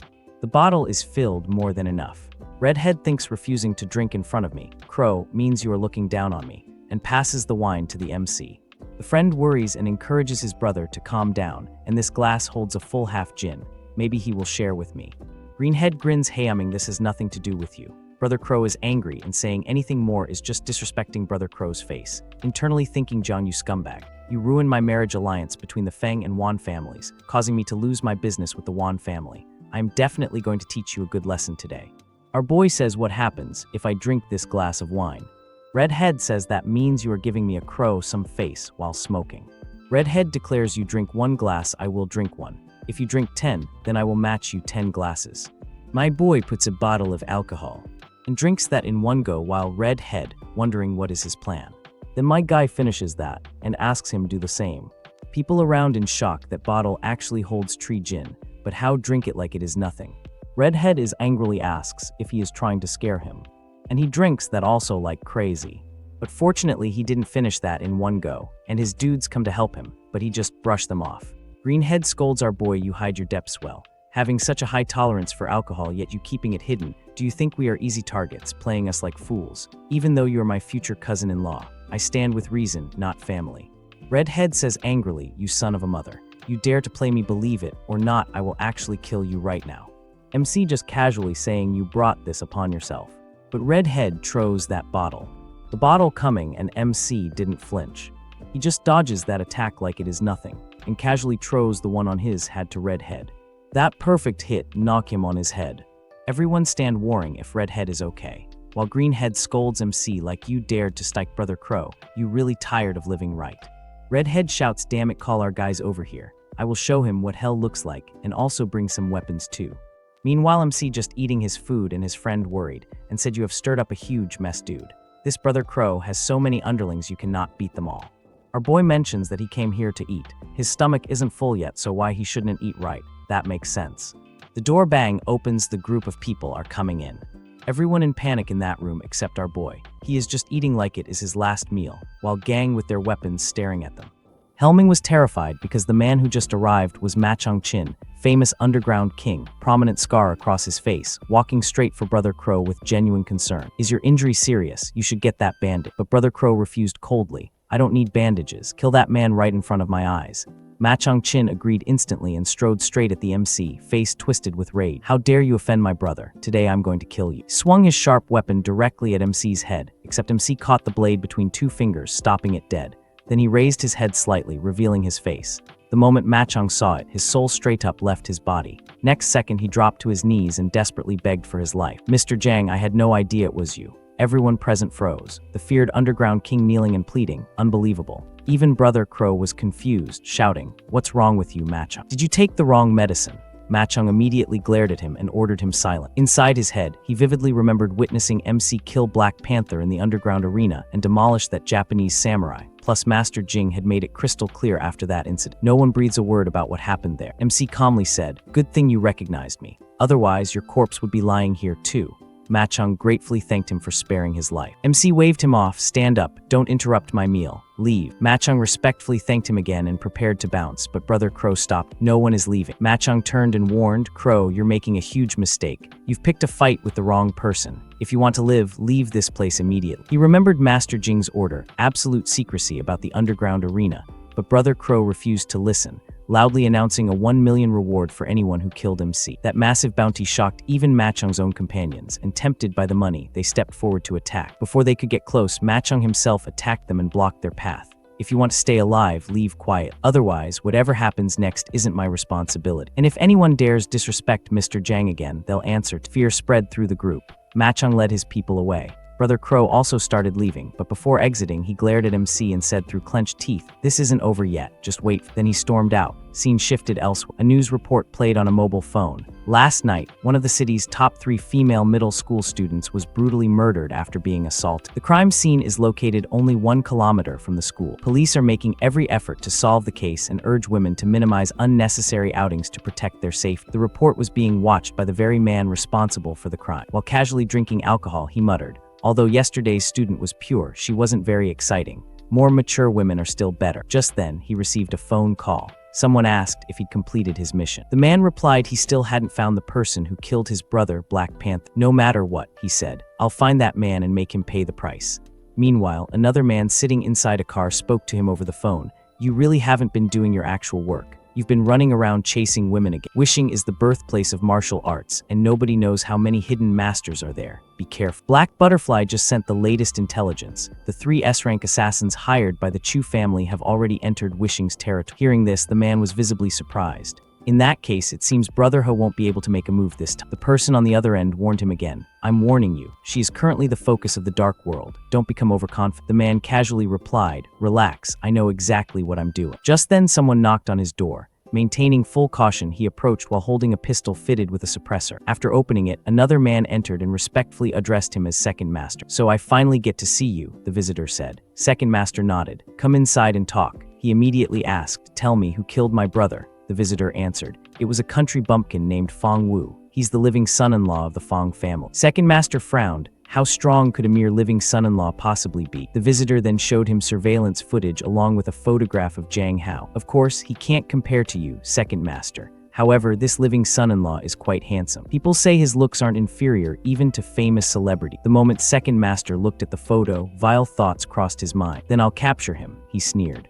"I'll capture his fiancée, violate her right in front of Jiang Hao, and then kill her." Story shifted back to MC. He was heading somewhere to buy a gift and thought to himself, "There's still plenty of money left from what I earned over the past few days. After helping the Red Wolf family, I'll buy an ancient painting as a gift for Master." Soon he arrived at Langian Pavilion. After entering, he looked around at the various antiques and artworks on display. Before long, his attention was drawn to a particular painting. A staff member walked over and explained, "This is picture of green pines created by the Wood Dynasty painter Jian Guang." Several other customers gathered around, admiring it and praising its quality. Suddenly, MC calmly declared, "This painting is fake." Everyone nearby was stunned. The employee immediately exclaimed, "This gentleman is saying our painting is fake." He then looked at MC seriously and said, "Sir, our establishment is a time-honored brand. You'll have to pay the price for making accusations like that." MC calmly replied, "The genuine cannot become fake and the fake cannot become genuine. Why would I slander you?" The employee responded confident, "Our shop offers triple compensation for any counterfeit item purchased. In hundreds of years of business, we have never sold a fake." MC pointed directly at the painting and said, "Triple compensation for a fake, is that right? Then I want this paint. And while you're at it, tell your boss to come downstairs." The MC didn't hesitate for a sec. He walked straight over to the painting hanging on the wall, carefully took it down, rolled it up, and tucked it under his arm like it was his all along. Earlier, he'd already asked if the boss was coming downstairs. The servant gave him the standard brush off. "The boss is in a meeting on the 5th floor. No time for guests today." But my guy wasn't having any of that. He started climbing the stairs and casually dropped, "If he won't come down, then I'll go straight up." Simple as that. Scene cuts to the boss's room. Inside, 2 guests are sitting there and the boss is proudly showing off a paint. They're laying it on thick. Oh, the quality, the artistry, absolutely magnificent. You know the type. Then the MC walks in. The boss is startled and immediately goes into defensive mode. "This is a restricted area. Please leave immediately, sir." But the MC ignores him completely, walks straight to the table, looks the boss dead in the eye and drops the bomb. "I bought a fake painting in your store. I'm here for an explanation." And just like that, the temperature in the room drops. The boss's face darkens. He's furious. "Nonsense. My Longyan Pavilion has had a flawless reputation since day one. How could there possibly be a fake?" The 2 guests jump in to back him up. First guy, "Young man, you've caused enough trouble. Apologize now." Second guy, "That's right. If Brother Zhao gets serious, it'll be too late for regrets." But the MC, cool as a cucumber. He places the painting on the table, unfolds it, and says confidently, "Go ahead, reappraise it yourself. See if it's real or not." The boss narrows his eyes. "If the appraisal shows you're slandering us, don't blame me for being ruthless." The MC shrugs. "I'll be at your disposal." The old boss picks up a magnifying glass and starts examining the painting carefully. After a while, he gets more confident and declares loudly, "This painting is clearly authentic. Where exactly do you see that it's fake?" The MC smile. "Are you sure?" The old man snorts and turns to the guests. "You two take a look too. Let's not allow this youngster to spread rumors that Longyan Pavilion deals in counterfeits." The two guests step up and inspect. First one nods. This is indeed an authentic work by Jing'an. Second one agrees immediately. Exact. I don't know if you're intentionally smearing us or just pretending to understand something beyond your ability. They're all parroting the boss's opinion. The MC just shakes his head. I thought since you call yourselves antique experts, you'd have at least some knowledge, but now it seems you're nothing special. And that did it. All three of them explode. Insolence, the first guest shouts. I didn't want to argue with you, but you're becoming more and more unreasonable. The second guest adds, this is completely intolerable. The MC calmly points to a specific spot on the paint. Look here, examine this place carefully and see if anything feels wrong. The old boss lifts the magnifying glass again, zooms in on the spot, studies it for a while and frowns. There's obviously no problem here. What kind of trick are you playing? The MC smiles confident. Although this painting is a fake, the copier's imitation skills are extraordinary. If I hadn't been careful, even I might have been fooled. The only flaw in this copy is that it's too perfect. It doesn't have the slightest imperfection. But Jing'an's paintings always contain minor flaws. A fake is still a fake. Even if it surpasses the original, it remains a counterfeit. The boss sneers. So stubborn. Fine, I'll let you die knowing the truth. One of the guests scoffs. A copy surpassing the original? What nonsense. The old boss makes a phone call. Bring me Jing'an's authentic painting and a magnifying glass with over 10 times magnification. Bring them upstairs immediately. A short while later, the genuine painting arrives. Now the authentic one and the fake one from Longyan Pavilion are placed side by side. The old boss folds his arm. You're not going to claim that this landscape painting is fake too, are you? The MC shakes his head. This one is definitely authentic. He explains, although both paintings have a similar artistic style, the landscape painting contains subtle flaws hidden within its brush stroke. Meanwhile, the green pine painting is simply too perfect, no flaws whatsoever. The MC raises the magnifying glass. If you don't believe me, use this and compare them carefully. The old boss complies immediately, and as soon as he examines them closely, his eyes go wide. The copier actually surpassed the original painter. The two guests take another look. After examining the paintings, one of them sighs deep. We've studied calligraphy and paintings for decades, yet we still failed to realize this was a fake. The second guest shakes his head in embarrassment. This is truly shameful. And that's the moment they realize, just moments ago they were mocking the MC for lacking knowledge. In reality, the three of them were the ones who couldn't see the truth. The MC had completely exposed their ignorance. Seeing that the matter's settled, the MC calmly says, since it's been confirmed that this painting is fake, Longyan Pavilion should honor its promise and compensate me 3 times the purchase price. Correct. The old boss nods immediately. Of course, this old man's shop has been operating for decades. How could I go back on my word? The MC replies, there's no need to transfer money. Just allow me to choose a painting of equal value instead. The old boss agrees without hesitation. The MC walks through the room and stops in front of another painting. He looks at it carefully. This one isn't bad. It's a pity its value should be around 2 million. My compensation isn't quite enough. The old boss smiled. Then I'll cover the remaining 800,000 for you. No need to pay it back. The MC looks at him suspiciously. The old gentleman is certainly generous. There aren't any strings attached, are there? The old boss glances at the painting and chuckles. I simply want to make friends with you, young man. The MC is slightly surprised. After a brief pause, he nods. All right then, I accept you as a friend. And with that, he turns around and leaves Longyan Pavilion. As soon as he's gone, one of the guests asks, Brother Zhao, you possess such a prominent status. Why would you spend so much money just to befriend a junior? The old man smiles knowingly. Jiang Hao's eyesight is at least 10 times sharper than ordinary people. His martial talent must be equally extraordinary. Spending 800,000 to make friends with someone like him. I'm actually the one gaining a huge advantage. Smart old man, right? Scene shifts. The MC returns home. Uncle Feng and the rest of the Feng family are gathered around the dining table eating dinner. As soon as he walks in, Uncle Feng smiles. Jiang Hao, you're back just in time. Come eat with us. The MC walks over and takes a seat. The moment Grandpa notices the painting in his hand, his eyes widen. Jiang Hao, is that a calligraphy painting in your hand? The MC nods. Yes, I just bought it at Longyan Pavilion. Hearing those words, Grandpa is instantly shocked. How did you get into Elder Zhao's store? There are too many fakes on Antique Street these days. Young people shouldn't be so easily fooled. Let me take a look.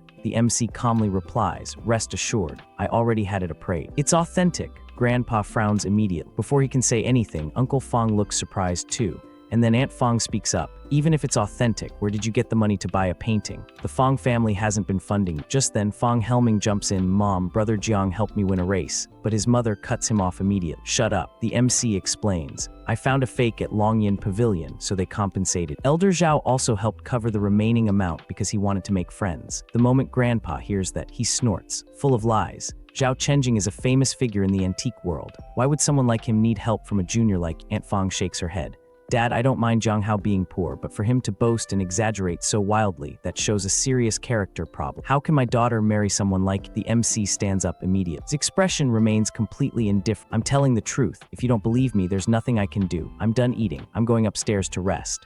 True to his personality, he doesn't care what anyone thinks. He just turns and walks away. Uncle Feng hurries after him. Jiang Hao, but the MC doesn't even stop. Aunt Feng says coldly, look, this is the person you chose. Uncle Feng sighs deep. I owe Jiang Hao's father my life. No matter what happens, I won't abandon. I'll find an opportunity to have a proper talk with him later. Scene shifts back to Longyin Pavilion. Elder Zhao is staring at the fake painting. At that moment, a man named Feng enters the room. Elder Zhao asks, how did the investigation go? Turns out he secretly investigated the MC's background. Feng respectfully reports, Master, Jiang Hao is indeed the living son-in-law of the Feng family. The old man nods.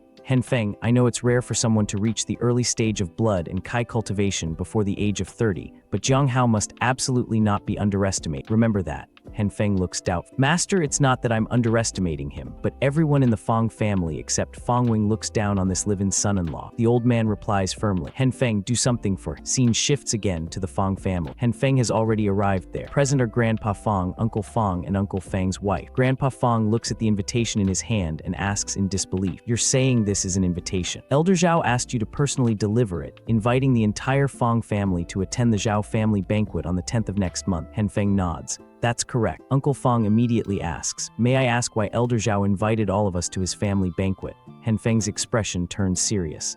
Why ask so many questions? Do you not want to attend? Uncle Feng's wife quickly smiled. Young man, please don't be angry. We were simply curious. Feng glances around the room and suddenly asks, why isn't Jiang Hao at home? The elder's eyes narrow. You know Jiang Hao. And internally, his mind's racing. The Feng family has always wanted to befriend the Zhou family, but never had the opportunity. Why would the Zhou family personally send someone to deliver an invitation at a time like this? Could it be that Hayar wasn't lying after all? The young messenger sits back, leaning on his hand, and says coldly, the name of Jiang Hao, the live-in son-in-law, has spread all over Willing City. Who doesn't know him? Meanwhile, our MC is sitting in some quiet, normal little place eating dumplings. He's thinking about his next move. It's time to go give a gift to my master. I need to buy some new clothes. I'll check out the mall in a bit. Then someone reaches over and takes one of his dumplings just like that. No warning, no permission. The MC is startled for a second, then says, I bought that steamed bun. Why did you eat it without my permission? The stranger looks at him coldly. You're this angry over eating one of your steamed buns. You killed my brother. How should we settle that debt? The MC stays calm. Who's your brother? The stranger grits his teeth. Black Panther. For my brother's death, I will make you pay back 10 or 100 times over. And just like that, the stranger walks off. The MC's internal alarm bells are ringing. In the eyes of Black Phantom, the Feng family are my weakness. He'll definitely strike at them first. Uncle Feng treats me well, so it seems I must stay. I can't go visit my master just yet. Right on cue, a group of young people shows up, 3 guys and 1 girl. The girl points at Jiang Hao. I already know about you lying to deceive my parents and grandpa yesterday. You are truly morally corrupt. The yellow-haired dude behind her chimes in. So you're the Feng family's live-in son-in-law, Jiang Hao. Seeing you today, you truly live up to your reputation. The MC crosses his arms. I advise you to attend class properly and stop hanging out with these shady. They start shouting, how dare he slander us? Is he tired of living? But the MC just glares at them with cold eyes and points a finger. Whether it's slander or not, you know in your hearts, they're involved in drugs. They'll be arrested sooner or later. The girl gets really annoyed. Are you men or not? The MC turns to leave and she shouts after him. Being slandered like this, yet you act like cowardly turtle. The yellow-haired dude says, let's go, we'll teach him a lesson. And they start following him even out into the street like a pack of stalkers. The MC glances behind him and sees them. Then a bunch of cars come speeding toward him, but he doesn't even flinch. They've got thick wooden sticks, clearly ready to beat him down. And this dude leading them must be their boss, right? The yellow-haired guy and the girl's jaws drop to the ground. He whispers, crazy brother, she says. Are you saying he's Lord Lei's subordinate, Brother Crazy? What are they going to do? One of the bully team members chimes in. Your unmarried brother-in-law must have offended Lord Lei, and Lord Lei sent Brother Crazy to retaliate. The girl is shocked. The yellow-haired guy adds, Brother Crazy is the #1 blade under Lord Lei. Your unmarried brother-in-law is in deep trouble. Now the girl starts panicking. Even though I hate him, he is my brother-in-law after all. Interesting, right? We're finding out who this girl really is. She says in a panic, quick, go plead with Brother Crazy and ask him to let Jiang Hao go. The yellow-haired guy shakes his head. We can't help with this, and we aren't willing to either. Besides, if he dies, wouldn't your sister not have to marry him? Cold logic, but you can't argue with that, right? Meanwhile, my boy is facing the gang alone. Their boss is shameless enough to be holding a knife for just one man. But you know my boy, he's not ordinary. The MC says calmly, what do you want? The gang boss sneered. What do we want? You caused Lord Lei's son Xiaohu to flip his car and get injured, so of course we're here to sever your tendons and cripple you. The MC opens his hands casual. I'll stand here and not move. Come at me. And here we go, the gang boss launches at him. Give me your life. His wife's sister, the girl who was just trash-talking him, covers her face in fear. But my guy, he shows exactly what he's capable of. One kick to the gang boss's face and that boss goes flying straight to where he belongs, the trash. His men rush over. 2 fists can't beat 4 hands. Brothers attack together. But the boss finally understands after that heavenly kick. Quick, take me away. We are not his mat. They grab their boss and drag him to the car, speeding off like coward. The girl can't believe what she just saw. The MC turns back and says cold, if I see you together with Feng Zidong again, I'll skin you alive. The yellow-haired guy is seriously panicking now. You can tell by his reaction that he's just realized who he's dealing with. All the bully team members kneel down. We'll never dare to again. Classic. Scene shifts. Office building. People are coming and going. The MC knocks on a door and someone inside says, come in. Well, look who it is. It's our boy's wife. She says coldly, why are you here? What do you want with me? The MC keeps his hands in his pockets, casual as ever. I wanted to remind you that the current situation is special. You can no longer stay in a hotel alone. She jumps up from her chair, shocked. Don't think that just because my dad made you the Feng family's live-in son-in-law, you can dictate my life. Let me tell you, even if I can't marry brother Jiaming right now, it's still possible for me to marry you. The MC just shrugs. Becoming the Feng family's son-in-law was not my request. You should be clear on this. She fires back, indeed, it wasn't your request, but you taking advantage of my dad's guilt towards your dad to emotionally blackmail him is even more despicable than asking directly. The MC's voice was flat, tired. Do you really mind marrying me that much? Feng Yian didn't even blink. Between marrying you and death, I choose death without hesitation. The MC nodded slowly. There's no need for you to harbor all this hatred. From now on, I grant you your freedom, and I pledge never to marry you. If I break this oath, let a thunderbolt from heaven strike. She already had the annulment document ready, shoving it at him. I will never believe you unless you sign this. He didn't argue, just signed. Then said, and now can you head home? It's not safe for you outside at all. She waved him off. I will return, of course. I'll go as soon as my work is finished. The MC left while Feng Yian immediately made a call. Wan Jiaming, I just signed the annulment document with Jiang Hao. The voice on the other end practically purred. Feng Yian, that's wonderful. I can't wait to see you. Night fell. Inside the family house, the family head frowned. Strange. Didn't Feng Yian say she would return for dinner? Why isn't she back yet? Hao, call her to ask. The MC didn't refuse. All right. He dialed. No answer. Strange. She said she'd return after work. Meanwhile, Feng Yian was accompanying a white-suited gentleman who was already grabbing her in a way that screamed red flags. Feng Yian, let me accompany you to the hotel. She pulled back. Wan Jiaming, did you forget? I annulled my engagement to Jiang Hao. I can go home now. Wan Jiaming leaned in, forcing the issue. Feng Yian, you are absolutely beautiful. I want to marry you right now. She deflected. Wan Jiaming, you know I am very conservative. I want to save my virginity for our wedding night. He smirked internally. I didn't expect a stunning woman like you to still be a virgin. It seems I've truly hit the jackpot. Then someone interrupted. A strange man appeared, creepy smile plastered on his face.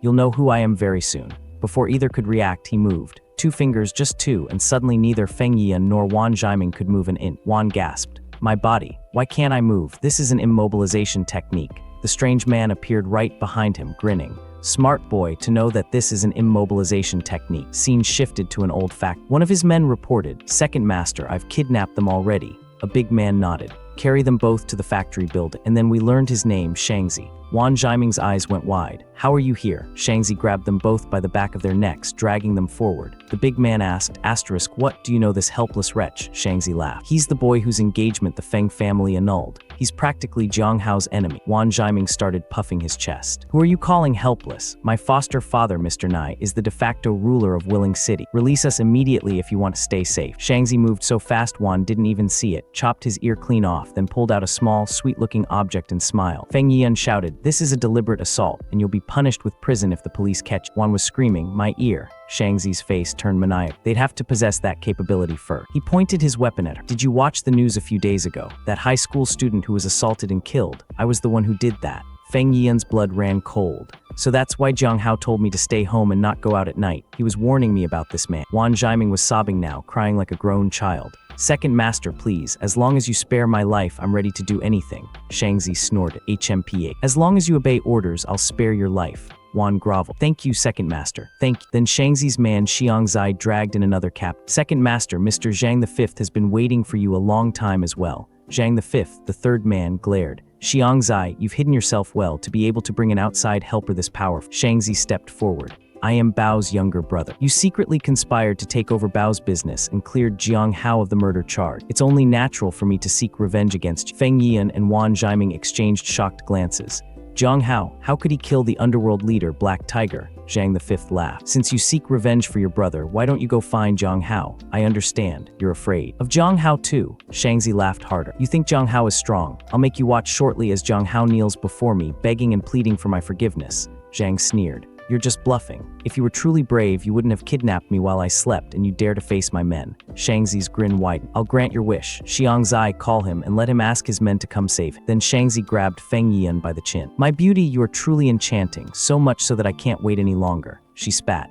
"Get away from me and take your filthy hands off." He choked. "Your fiancé, Jiang Hao, killed my brother, so I will assault you right before his eyes." She didn't back down. "You will get your punishment." Shangzi pulled out his phone and dialed. "Jiang Hao, your future wife is in my grasp now. No need to remind you, enchanting women are my favorite." On the other end, the MC's voice was ice. "You'd better release Feng Yiyan, or I will inevitably make you suffer the deepest regret." Shangzi laughed. "You have only 1 hour. If you don't show up, I'll do whatever I please with this beautiful fiancé of yours." The MC hung up, grabbed whatever he could find, then jumped straight out the window, not the door, and started leaping from rooftop to rooftop like a damn ninja. Back at the factory, Wan Zhaiming was still crying. "Second master, I am certain that coward Jiang Hao won't dare to show up. Please release me." Shangzi raised an eyebrow. "Release you, so you won't care about your beloved woman then?" Feng Yiyan's internal thoughts were grim. "Brother Wan Zhaiming is incapable of saving me, and I fear Jiang Hao won't dare to show up either.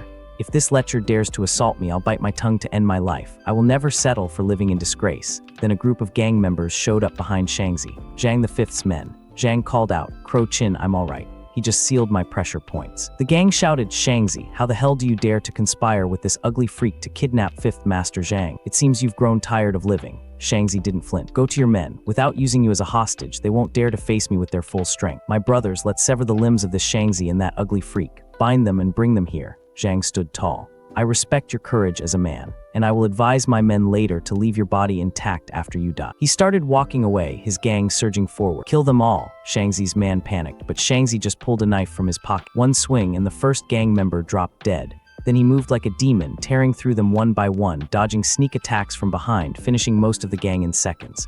The red-haired leader and his friend stood frozen, jaws dropped, trembling. They couldn't believe one man had such strength. Then the red-haired bastard pulled out a pistol. "No matter how great your damn strength is, I want to see if you can face my weapon." He fired. The bullet sliced clean in half by Shangzi's knife, which then shot 2 gang members right behind him. Shangzi turned with a cold expression, knife pointed at Zhang's throat. Cold sweat dripped down Zhang's face. Even Feng Yiyan thought, "It seems no one is coming to save me." Shangzi smiled. "And now it's your turn." Then stop, I've arrived. The MC stood in the doorway. Shangzi smirked. "It happened exactly as I predict. This fool is ready to defy death to save a woman who has no feelings." Feng Yiyan shouted, "Run, Jiang Hao, quickly. You are no match for him." Shangzi's men roared. "You won't escape. You are the butcher who killed Brother Bao, and today you will pay with your life as an offering to his soul." The MC's face was stone cold. "I truly have no desire to finish you. I'll give you one chance to save your life. Release Feng Yiyan now." Shangzi laughed like a maniac. "Let me tell you, I am looking for death myself. But before I die, I'll enjoy your charming fiancé first." He flicked a small rock, hitting Wan Zhaiming's pressure points. "Boy, your pressure points have been released now. If you want to survive, go now and strip Jiang Hao's wife of her clothes. Strip her completely. Leave nothing on." Feng Yiyan sobbed. "Brother Wan Zhaiming, are you really going to listen to this monster and strip me of my clothes?" Wan couldn't even look at her. "Don't blame me, Feng Yiyan. Second Master will kill me if I don't do this." Shangzi launched his attack at the MC with everything he had. "Before I shatter Jiang Hao's legs, he must be stripped of her clothes entirely." But his moves were painfully obvious. The MC just dodged like it was nothing. Found an opening, kicked Shangzi in the back, sending him crashing into the wall. Wan was still reaching for Feng Yiyan. The MC's voice cut through. "If you don't stop now, I will break your fingers one by one." Wan froze. "Yes, I will never dare to do that again." Then the next chapter hit. Feng Yiyan was crying, but internally she was stunned. "I didn't know that Jiang Hao possessed such incredible power." Shangzi scrambled up from the rubble. "You should worry about yourself first. Second Master fell into your trap due to his temporary negligence, so don't think you'll survive." Zhang shouted, "Brother Jiang Hao, his small dagger is sharp enough to cut iron like dough, so be extremely careful." Shangzi lunged, dagger aimed straight at the MC's head. The MC raised one finger, shattered the blade, the same one that sliced a bullet in half. Shangzi's eyes went wide. He tried to run, but the MC caught him and punched his face so hard the enemy flew into the wall, bleeding from his mouth. Shangzi coughed. "Despite your young age, you possess S-rank strength." But the MC's aura flared red.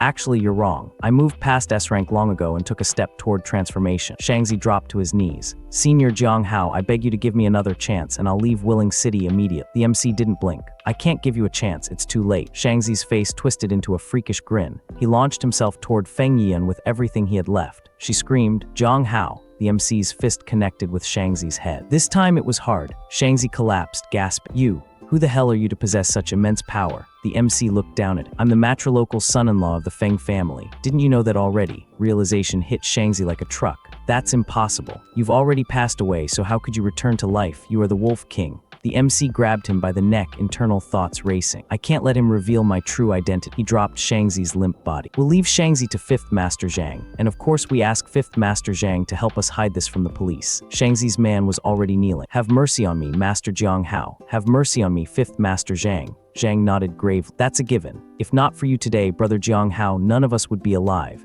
In the future, if you need any help, I'll go through hell and back for you without hesitation. The red-haired leader and his scarred friend knelt. From now on, my life and my brother's life belong to you, Brother Hao. The MC waved them up. Rise, we've turned this page and moved past the dispute. Then he turned to Wan Zhaiming. It is your turn. Wan dropped to his knees, trembling. Jiang Hao, no, I mean grandfather Jiang Hao. There's no grudge between us, so you can't kill me. The MC's eyes narrowed. No grudge. Then why did you send men to kill me last time? Those men have turned into weathered bones, and soon you'll go to the other world to join them. Wan was shaking, cold sweat pouring. Bald-headed brother Qiang and his men. I've already killed them. Do you have any last words? Wan grabbed Feng Yian inappropriately, clutching her. Feng Yian, you know how much I love you. Please save me quickly. She actually spoke up.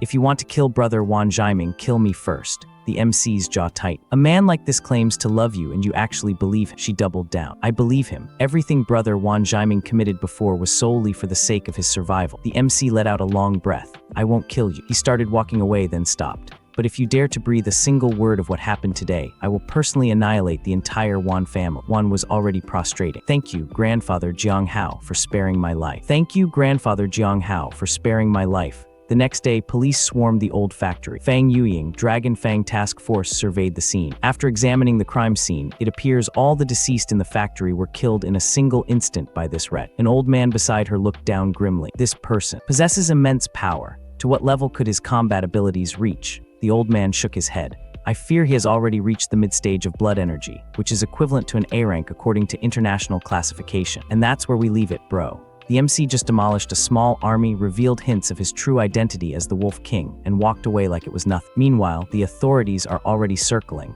and Wan Zhaiming is left broken and humiliated. Let's wait for the next chapter. One investigator's checking the body, voice cracked. Master, does this mean the person who killed this A-rank fighter must be at least a rank level themselves? Fang Yuying's already scanning the scene like a detective in a crime drama. Grandpa Zhu, looking at the combat traces. This A-rank warrior didn't even have a chance to strike back. He was utterly crushed. Grandpa Zhu's face goes pale. Yes, I fear the killer has already reached S rank. Fang's brain is doing mental gymnastics, but Willing City is just a small city. How could an S-rank fighter, the equivalent of a human nuclear bomb, end up, and what is his goal? Grandpa Zhu's internal monologue hits. Looking at this style, could it really be him? Long-haired disciple leans in. What is it, master? Grandpa waves him off. At any rate, a murder case committed by an S-rank expert is beyond your team's capability. I will inform team leader Shi Yinan so he can make a decision. Fang nods. All right, thank you for your help, Grandpa Zhu. Grandpa's being cryptic. Your leader Shi Yinan and I have been friends for many years. Since he asked, I cannot refuse to help. But I cannot assist with the investigation work. My disciple Han Feng is sharp and intelligent. He can provide some insights. Han Feng's already simping. I am ready to follow Miss Fang Yuying's orders at any time. Fang shuts that down fast. Thank you for your kindness, Grandpa Zhu and Brother Han Feng. However, the Dragon Fang Task Force has enough members, and we don't require outside help at the moment. Scene cuts to the old man from the fake painting Zhu talking to someone on the other end. That someone is Shi Yinan, Dragon Fang Task Force leader, Brother Zhu. The deceased is known as Black Ghost, a professional assassin in the underworld. Grandpa Zhu's not impressed. I've heard that this Black Ghost was a degenerate by nature, nicknamed the Defiler. Not a single girl he assaulted ever survived. He points a finger. Speaking of which, the student from Willing City's second high school who was killed after being assaulted must have been Black Ghost's victim, wasn't she? She confirmed. That is almost certain. Only DNA matching remains to confirm it. Grandpa's shaking his head. Black Ghost was an inhuman monster. The expert who killed him has rid the people of his evil, but I heard that Black Ghost's activities were restricted to Southeast Asia. Why did he visit Willing City, this small Chinese city? Silence hangs heavy. Then she drops the bombshell. Underworld rumors suggest that the Coles family has spent a fortune to send 3 S-rank experts to China to assassinate the southern boxing master, Chai Kyubai. Grandpa's eyebrow shoots up.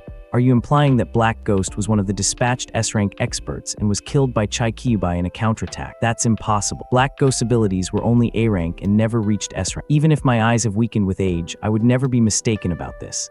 She puts his hand on his forehead, clearly stressed. A single A-rank fighter like Black Ghost caused all this chaos in Willing City. Imagine what will happen with 3 S-rank experts coming to China. No one knows what kind of bloody massacre will unfold. Morning hits.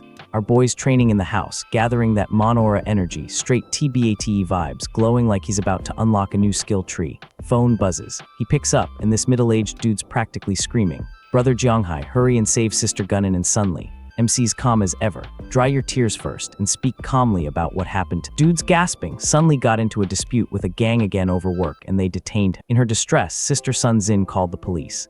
And while they would have thought that before he could be rescued, the gang kidnapped Sister Sun Zin as well. MC's already plotting. Do you know which gang they belong to? And where did they take Sister Sun Zin's brother? Dude's frantic. I heard them say their name is Night, and Sister Sun Zin and Sun Li have already been sent to Jiangling. MC's internal monologue kicks in. Nightmare is a terrorist organization that harvests living humans born during the dark yin hour, day, month, and year. Their ranks include poison masters, corpse refiners, and others who practice cursed black magic. It doesn't seem like Sun Zin's brother's detention is just a business dispute. More likely, his birth time matches their cursed requirements, so he has been targeted for a while. I intended to travel to Jiangling to visit my master, but the Black Ghost case delayed. Now, visiting has become an absolute necessity. He gets up. I understand the situation, Dong. I will handle this problem myself. Outside, his ex-fiancée is waiting with a red car. Talk about awkward. She says, where are you going? I can give you a lift in my car.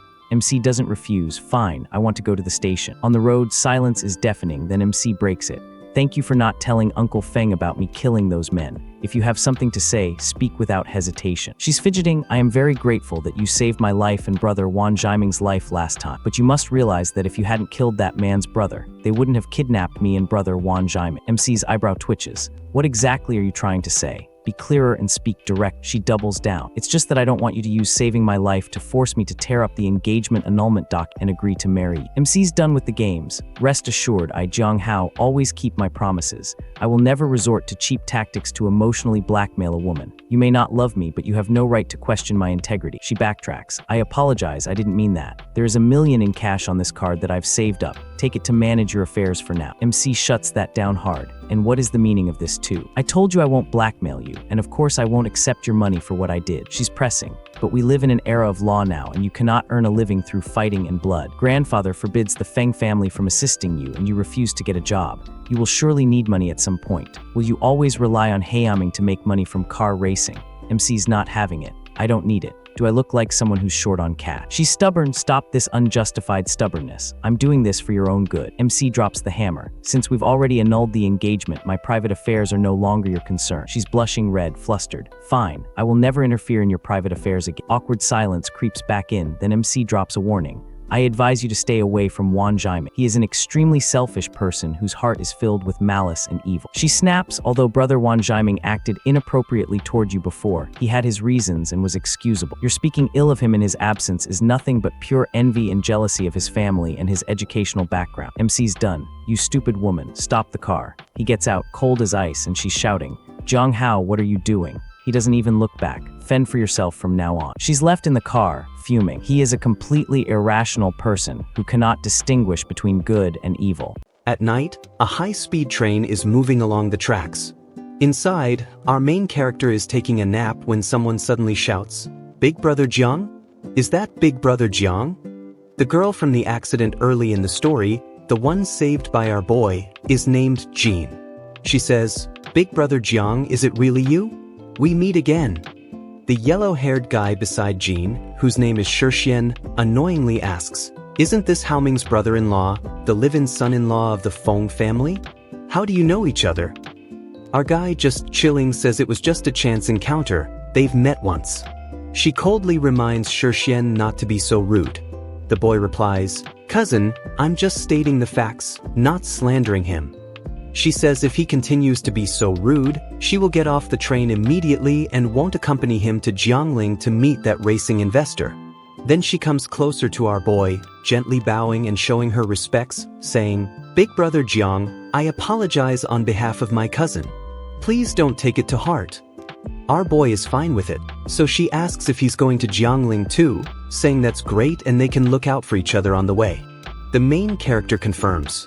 Then after getting out of the Jiangling station, the trio is chatting and Jean asks Big brother Jiang if he's in Jiangling to visit relatives.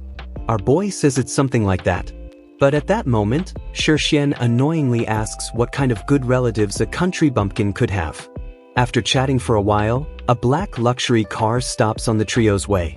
A long-haired dude comes out and says, "Shixian, welcome to Jiangling." Then he opens his hands casually and asks if this beauty is the cousin he mentioned. Shixian introduces him, saying, "Cousin, this is Lil Ming, brother Ming. This is my cousin Jean Hanyao." Meanwhile, our boy senses that this person has a deep and heavy dark, cold aura, likely the result of practicing dark arts. Brother Ming asks who this is, saying since they are friends, why don't they join him, as he has already set up a banquet at the hotel. Shixian replies that this is Jiang Hao, a friend they met on the high-speed rail.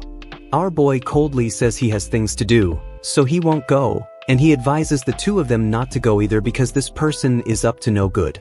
Jean is trying her best to stay with the main character.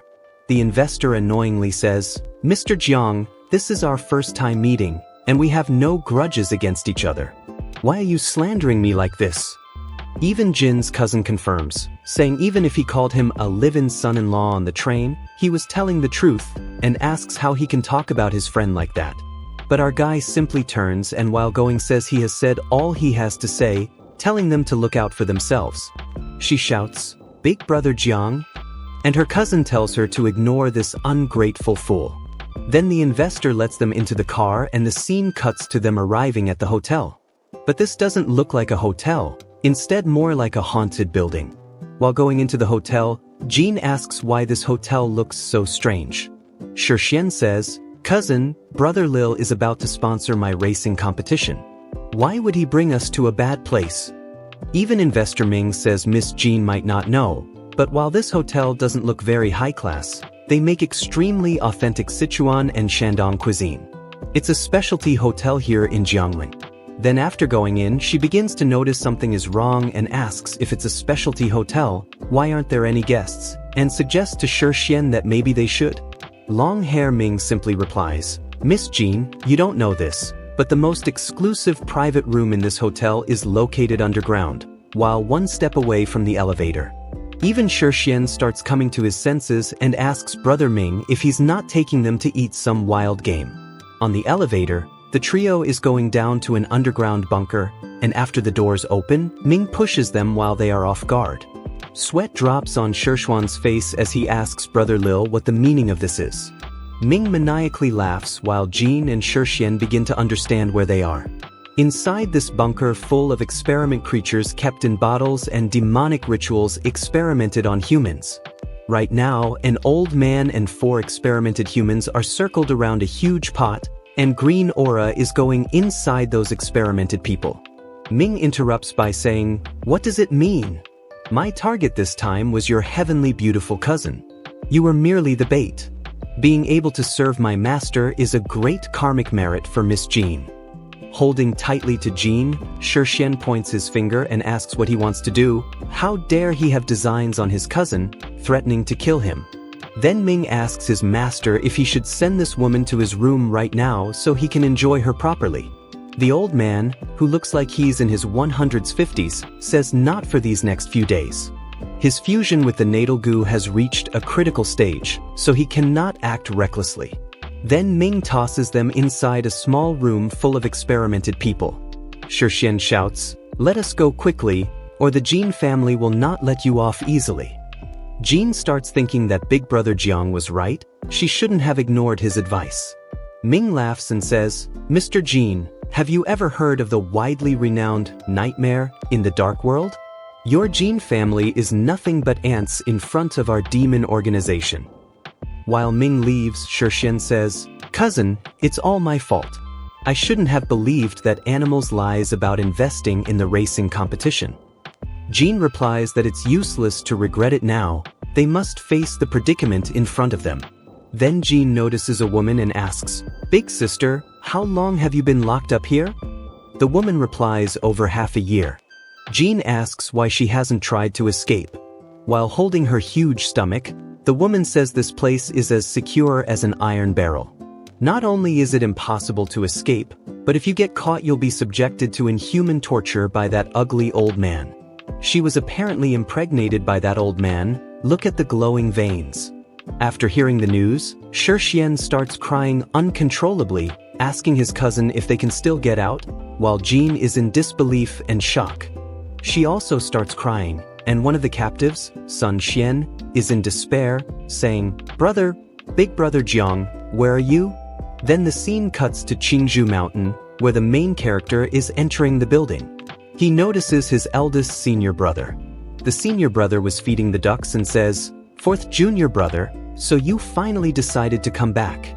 Then he puts his hand on the main character's shoulder, and our boy says, "Don't rush to hug me just yet.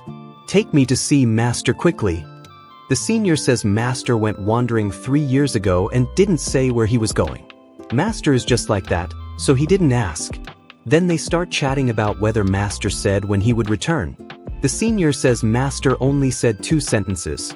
He might return within his lifetime, or he might never return at all.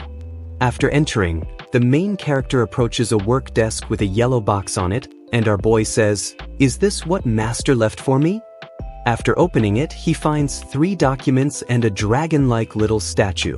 He says, "This jade pendant, why is it exactly the same as the dragon-shaped pattern on my chest?" Then he finds a note. After reading carefully, he says, "It seems I will have to unravel the mystery of my origin myself. The 3 S-rank assassins hired by the Coles family for $400 million should be my second tribulation. There is only 1 week left until June 20th, so I must first rescue Sun Xian and her brother before then." Just then, the senior says, "Fourth junior brother, time to eat." Our boy replies, "Eldest senior brother, you've been in Jiangling for a long time. Have you ever heard of an organization called Nightmare?" The senior thinks for a bit and says he's heard a little about them. It's said that their members often appear near the orphanage. Oh right, the very orphanage our boy used to stay at. Then the main character goes to eat, saying, "Speaking of which, I haven't been back to the orphanage for many years. I'll take this chance to go visit it in a bit."